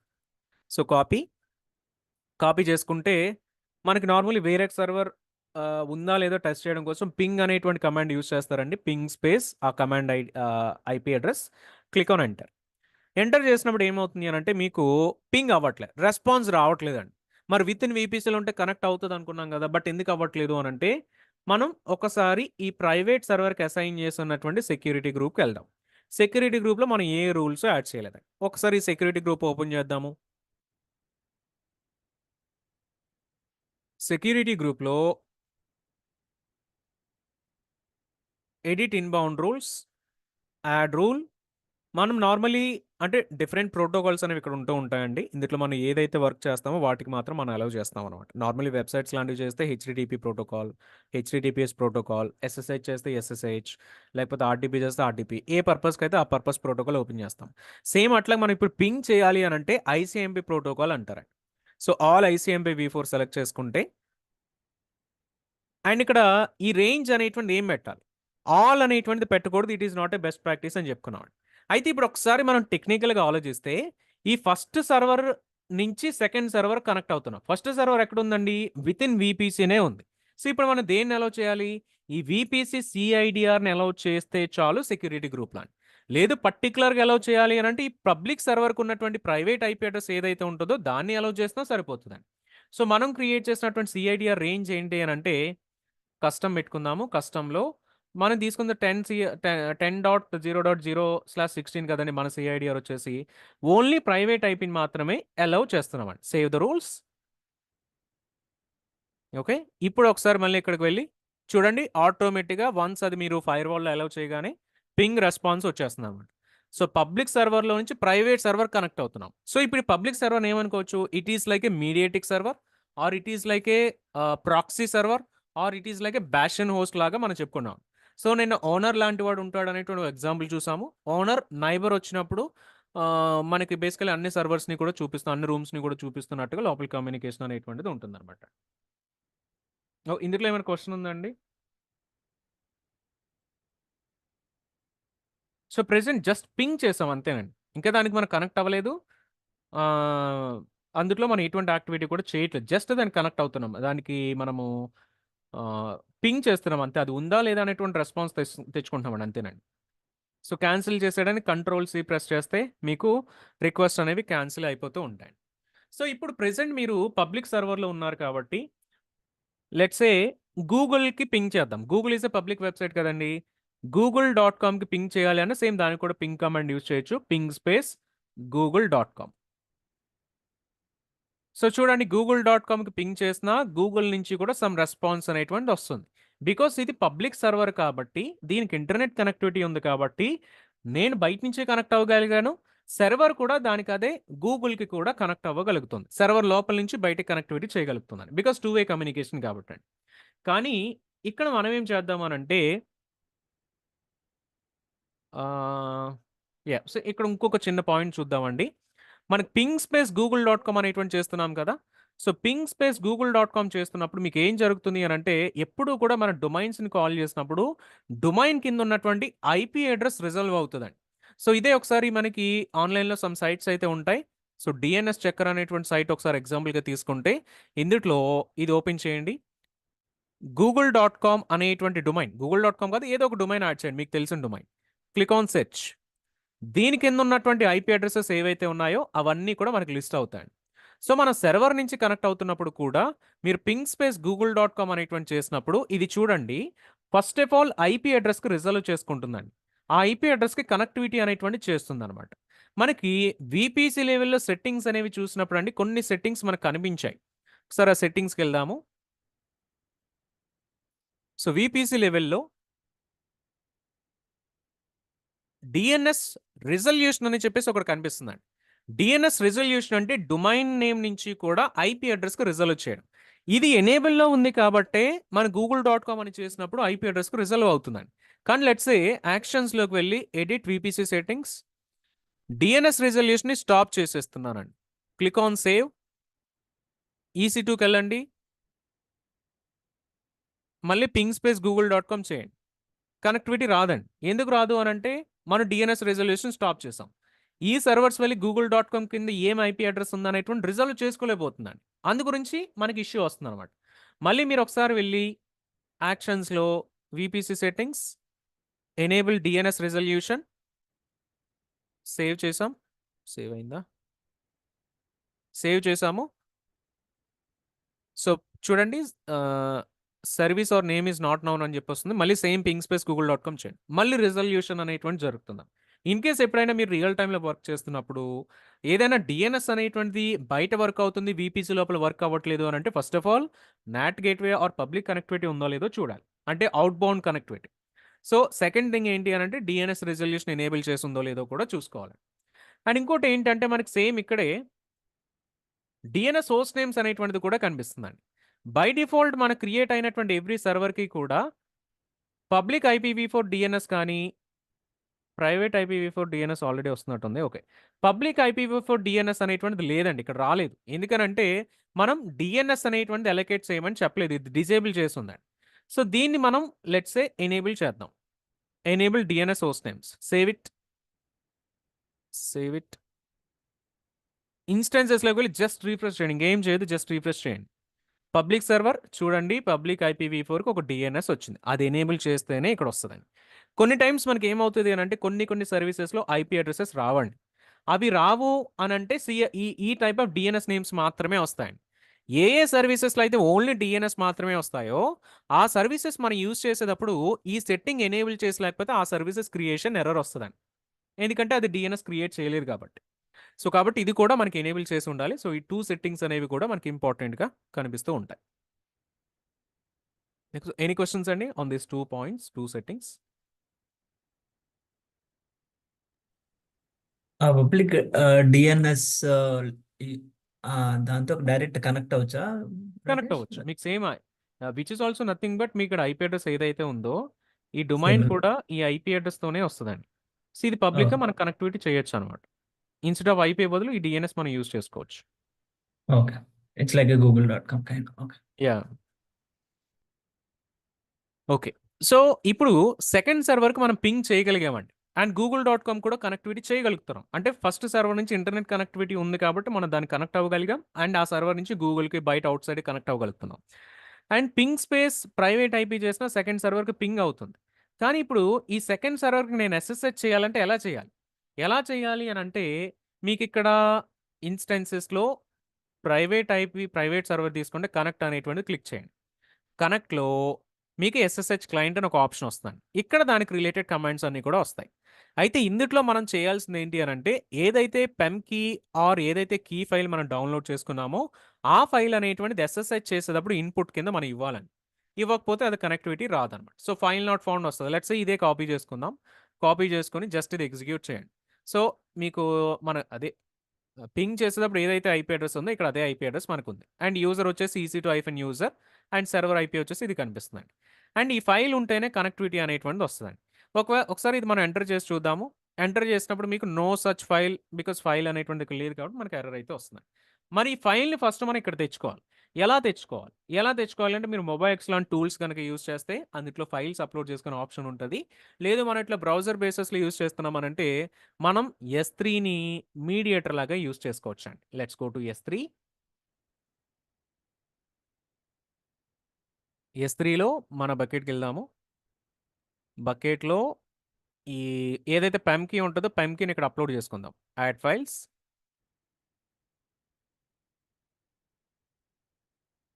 సో ఫైల్ అప్లోడ్ చేసాము. Then copy the link. Public URL చేస్తున్నాం. పర్మిషన్స్ కూడా చూడండి ఒకసారి పబ్లిక్ యాక్సెస్ ఉందా లేదో. దీనికి పబ్లిక్ యాక్సెస్ ఉంది. ఒకవేళ మీ బకెట్స్ ఉంటే ఓకే, లేకపోతే పబ్లిక్ పాలసీ యాడ్ చేసుకోండి. ఆర్ అట్లీస్ట్ జస్ట్ ఆ ఒక్క ఆబ్జెక్ట్ మాత్రమైనా పబ్లిక్ చేయండి. సో ఇక్కడికి వెళ్దాము. ఇక్కడ డౌన్లోడ్ చేసుకోవాలి అని అంటే wget అనేటువంటి కమాండ్ యూస్ చేస్తామండి. దెన్ URL యాడ్ చేయండి. Click on enter. మీకు ఆ ఫైల్ అయితే డౌన్లోడ్ అయిపోయింది. ఇప్పుడు ఒకసారి మీరు LL చేసి చూస్తే మీకు లైనెక్స్ ఈ PM అనేటువంటిది ఇక్కడ కనిపిస్తుంది అనమాట. సో ఇలాగ మనం యూస్ చేసుకోవచ్చు. సేమ్ ఇదే విధంగా మీరు ఏదైనా కోడ్ ఫైల్స్ని కానీ ఏదైనా అప్లికేషన్ డేటాని కానీ సర్వర్లకు పంపించాలి అని అంటే S3ని ఒక మీడియేటర్ కింద పెట్టుకుని దాంట్లో నుంచి ఇలా మీరు అప్లోడ్ చేసుకోవచ్చు అండి. సో ఇప్పుడు ఏం చేద్దామనంటే సేమ్ ప్రీవియస్కి ఇచ్చినటువంటి కమాండ్ ఎగ్జిక్యూట్ చేద్దాం. బట్ దానికంటే ముందు మనం చేయాల్సింది ఒకటి ఉంటుంది. బై డిఫాల్ట్గా ఈ కమాండ్ కనుక మనం ఇస్తే మీకు ఫైల్ ఎర్రర్ అయితే రావచ్చండి. యాక్సెస్ ఎర్రర్ అయితే రావచ్చు. చూద్దాం ఏమొస్తుందో.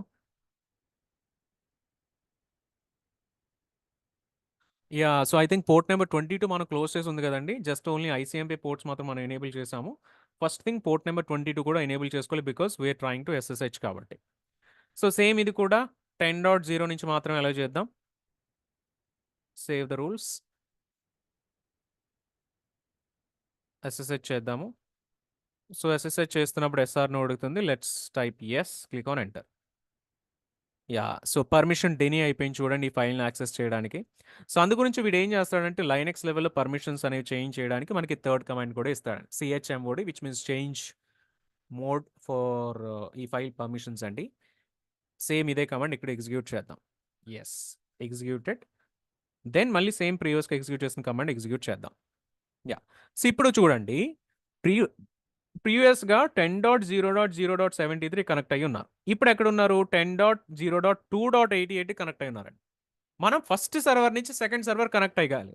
సెకండ్ సర్వర్ ప్రైవేట్ సబ్నెట్లో ఉంది. కానీ మనం ఒక మీడియేటిక్ సర్వర్ యూస్ చేసుకుని ఆ సర్వర్ నుంచి ఇక్కడ కనెక్టివిటీ చేస్తున్నామండి. ఓకే, ఇప్పుడు ఈ సర్వర్లో పింగ్ స్పేస్ google.com అనేటువంటిది చేయండి. కనెక్టివిటీ రావట్లేదు. ఎందుకు రావట్లేదండి? మనకు అక్కడ ఇంటర్నెట్ కనెక్టివిటీ లేదు. DNS రెజల్యూషన్ అయితే ఎనేబుల్ చేసి ఉంది.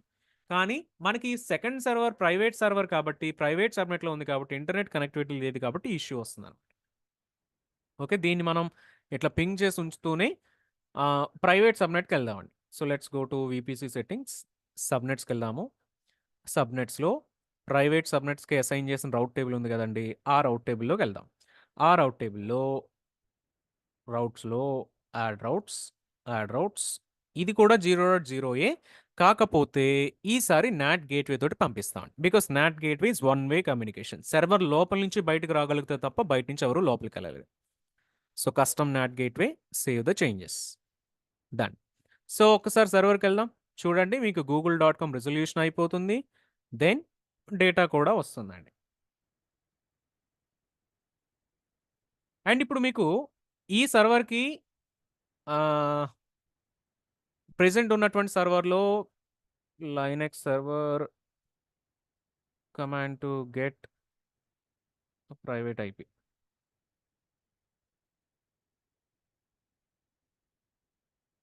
సో ఐఎఫ్ కాన్ఫిగ్ అనేటువంటి చేస్తే లెట్స్ సే ప్రైవేట్ ఐపీస్ చూపిస్తుంది. ఒకసారి అవి చెక్ చేద్దాము.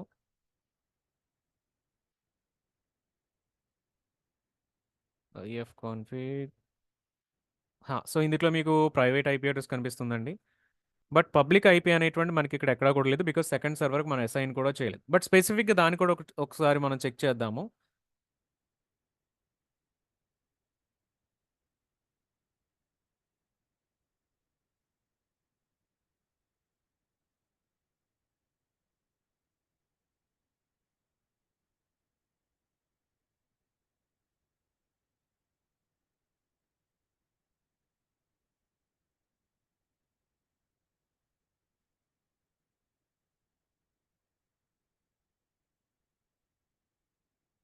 ఒకసారి ఇది కాల్ చేద్దామండి.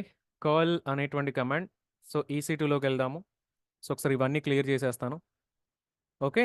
సో ఈ ప్రైవేట్ సర్వర్ ప్రెజెంట్ మనం ఎక్కడ ఉన్నామో చూడండి, 10.0.2.88లో ఉన్నాము. ఒకసారి ఇక్కడ కూడా కన్ఫర్మ్ చేసుకోండి.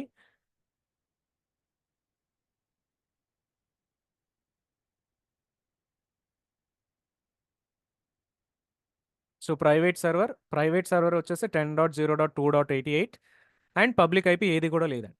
కానీ ఇది google.com కనెక్ట్ అవ్వగలిగింది వితౌట్ ద పబ్లిక్ ఐపీ అండి. సో ఎలా అయింది అనంటే నాట్ గేట్వే ద్వారా అయింది. మనం ఆల్రెడీ చెప్పుకున్నాము నాట్ గేట్వేకి ఒక ఎలాస్టిక్ ఐపీ వస్తుంది అనేటువంటి చెప్పుకున్నామండి. సో ఎలాస్టిక్ ఐపీ ఎక్కడ చెక్ చేయొచ్చు మనం, బేసికల్ ఇక్కడ వస్తుంది. రీఫ్రెష్ చేసి చూస్తే ఇక్కడ చూడండి ప్రైమరీ పబ్లిక్ IPv4 అడ్రస్ వచ్చిందన్నమాట. ఇప్పుడు సేమ్ చాట్ జీపీటీ సజెస్ట్ చేసిన కమాండ్ని చేద్దాము. అది ఇంటర్నెట్కి ఏ ఐపీ తోటి వెళ్తుంది అనేటువంటిది వస్తుంది. మీరు ఇక్కడ అబ్జర్వ్ చేయొచ్చు. సో 15.206.37.11 అనేటువంటి పబ్లిక్ ఐపీ తోటి ఇంటర్నెట్ కనెక్ట్ అవుతుందండి. ఇది ఎవరు ఐపీ అనేటువంటి చెక్ చేస్తే నాట్ గేట్వేలోకి వెళ్దాం. నాట్ గేట్వేలో 15.206.37.11 అనేటువంటి దీని ఐపీ తోటి వెళ్తుందండి. సో ప్రైవేట్ సబ్నెట్లో ఉన్నటువంటి ఏ సర్వర్స్ ఇంటర్నెట్కి వెళ్ళినా సరే ఈ ఐపీ తోటే వెళ్తుందండి అవుట్ సైడ్. జస్ట్ లైక్ మన వైఫై కింద ఉన్నప్పుడు మనం ఏ డివైస్ నుంచి కాల్ చేసినా ఆ వైఫై ఐపీ యూస్ చేసుకుని బయటకి ఎట్లా వెళ్తుందో సేమ్ అదే AWSలో కూడా ఉంటుందండి. సో ఇలాగ నాట్ గేట్వే అనేటువంటిది ఉంటుంది. నాట్ గేట్వేకి ప్రైవేట్గా ఇంటర్నెట్ని మనం ప్రొవైడ్ చేయొచ్చు. ఒకసారి నాట్ గేట్వేని రిమూవ్ చేసేస్తాను. రౌట్ టేబుల్లో ఎడిట్ రౌట్స్, ఇంటర్నెట్ రౌట్ని తీసేద్దామండి. Save the changes. సో ఇది రిమూవ్ చేసేసినప్పుడు ఇంటర్నెట్కే రీచ్ అవుట్ అవ్వలేదు కాబట్టి మీకు అసలు ఈ కమాండ్ ఎగ్జిక్యూట్ కాదండి. So because I think ifconfig.me అనేటువంటి it's a website. ifconfig. So it is a website అండి. బేసికలీ ఇక్కడ వచ్చేటువంటి ఐపీనే వాడు లిస్ట్ చేస్తున్నాడు అనమాట అక్కడ. ఓకే.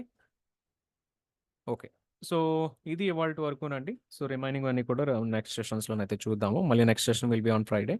రిపీట్ సెషన్ అయితే ఉండదు. అండ్ క్వశ్చన్స్ ఉంటే యాడ్ చేయండి. And first thing before leaving, so ఏవైతే సర్వర్స్ క్రియేట్ చేసామో సర్వర్స్ డిలీట్ చేయాలి. సర్వర్స్ కంటే ఇంపార్టెంట్గా నాట్ గేట్వేని డిలీట్ చేయాలండి. So delete the NAT gateway. So delete. So NAT gateway delete అవుతుంది. అండ్ ఇక్కడ మీరు గుర్తుపెట్టుకోవాల్సింది ఏంటంటే నాట్ గేట్వే డిలీట్ అవుతుంది తప్ప మీకు దీనికి అసైన్ చేసినటువంటి ఐపీ అడ్రస్ డిలీట్ అవ్వదు. ఇది డిలీట్ చేయాలి అని అంటే మీరు ఎక్కడ క్లిక్ చేసినా వెళ్ళొచ్చు, లేదంటే ఇక్కడ ఎలాస్టిక్ ఐపీస్లో కూడా మీకు పబ్లిక్ ఐపీ అనేటువంటి కనిపిస్తుందండి. సో దీన్ని అయినా మనం డిలీట్ చేయాలి. అయితే ఇది మీకు నాట్ గేట్వే డిలీట్ అయ్యేంత వరకు కూడా ఎలాస్టిక్ ఐపీని మనం డిలీట్ చేయలేం.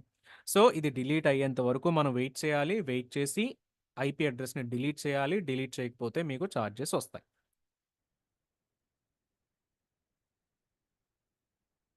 అండ్ సేమ్ EC2s కూడా డిలీట్ చేయాలి. But before deleting EC2s delete చేయడం మీకు కూడా ఆల్రెడీ తెలుసు కాబట్టి నేను ఆల్రెడీ చూసాను కాబట్టి. ఇన్కేస్ ఏమైనా క్వశ్చన్స్ ఉంటే యాడ్ చేయండి. వీటిపైన ఏమైనా కనెక్టివిటీ ఏమైనా ఉండాలంటే చూస్తాను. ఇప్పుడు ఎలాస్టిక్ ఐపీ అంటే is it a static IP అండి? Static IP, public IP. So మీరు VPC అనేది ఫ్రీ సర్వీస్ అని చెప్పారు కదా, like is no chargeable, Yes. Right?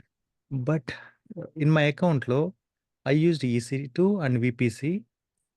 I got charged for EC2 and VPC also he got charged for 0.02 cents and they did not give me details. I don't know why.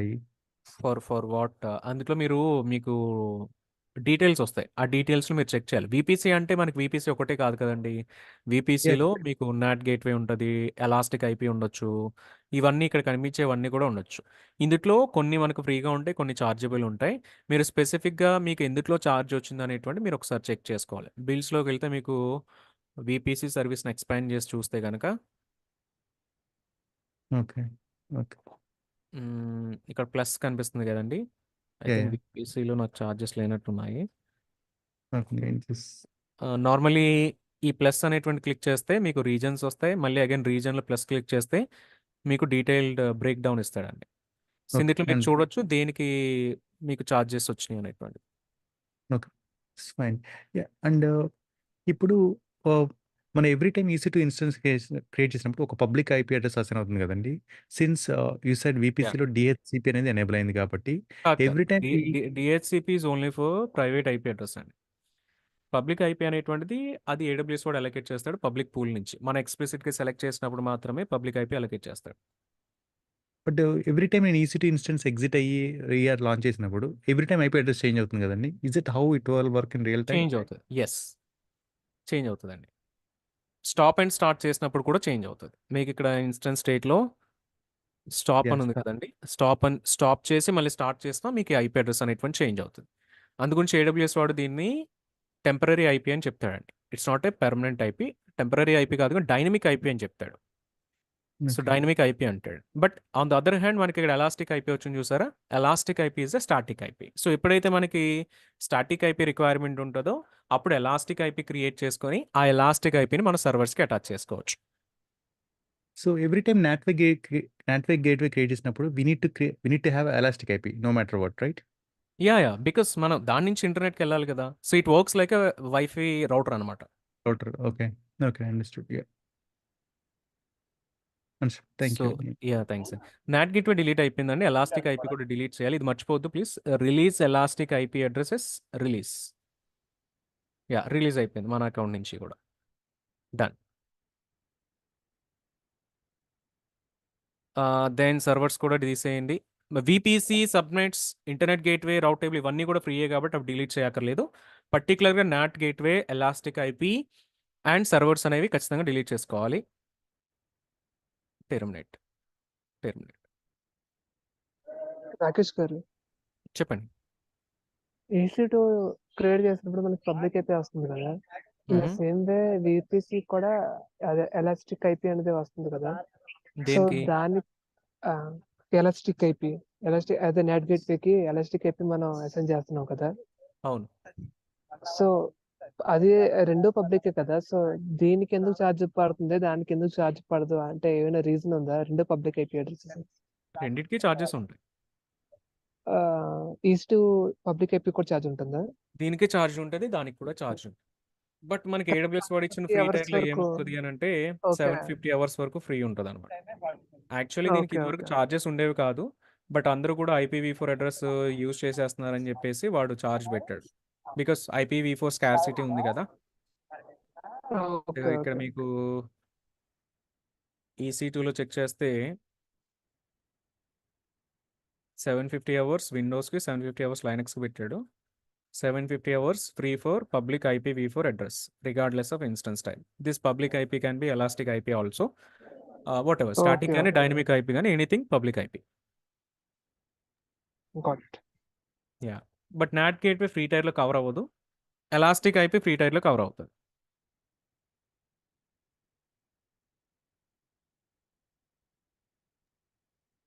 So మనం NAT create చేసినప్పుడల్లా ఒక elastic IP fixed elastic IP create అవుతుందా public IP? అవునవును. So it will be fixed and then it can be access through అవును. అది మళ్ళీ మీరు delete చేసేంత వరకు కూడా మీ అకౌంట్‌లో IP అదే ఉంటదండి. ఓకే. చేంజ్ అవ్వదు. బట్ EC2కి వచ్చేటువంటి IP ఉంది చూసారా? అది స్టాప్ అండ్ స్టార్ట్ చేసినా ఆర్ మీరు సర్వర్ డిలీట్ చేసేసినా అది మీ అకౌంట్ నుంచి వెళ్ళిపోతది. రిలీజ్ అయిపోతది. ఓకే.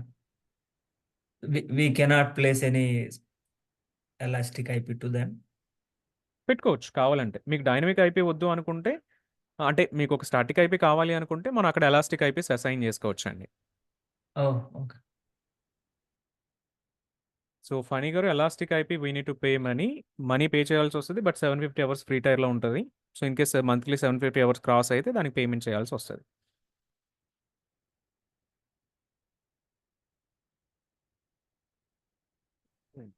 రాకేష్ బ్రో, చెప్పండి. ఎలాస్టిక్ ఐపీ మనం యాక్టివేట్ చేయటం వల్ల మన పబ్లిక్ ఐపీ అనేది పద్దాకలా చేంజ్ అవ్వదు కదా, సర్వర్ ఆఫ్ చేసి ఆన్ చేస్తున్నా.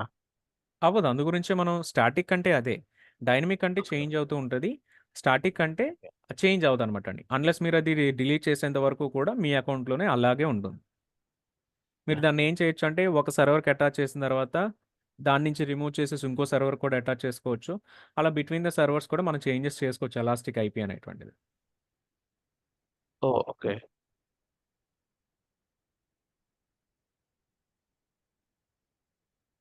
Yeah, Rakesh గారు, ఇందాక క్వశ్చన్ కదా VPలో చార్జ్ పడేది. Yeah, understood it. Charge for elastic IP per hour 0.05. Yeah, thanks, okay sir. Okay. Yeah thanks.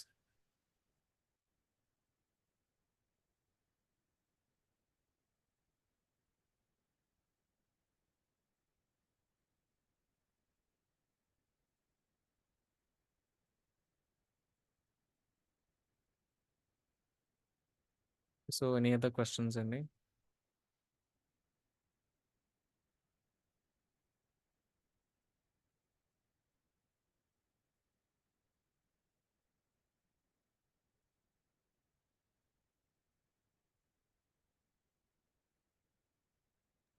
It's very productive session today, Andy, and it's a lot of concepts to interlink.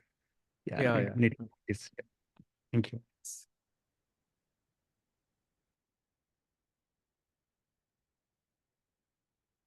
So okay అండి. So that is all for today. I think everyone is good. Thank you.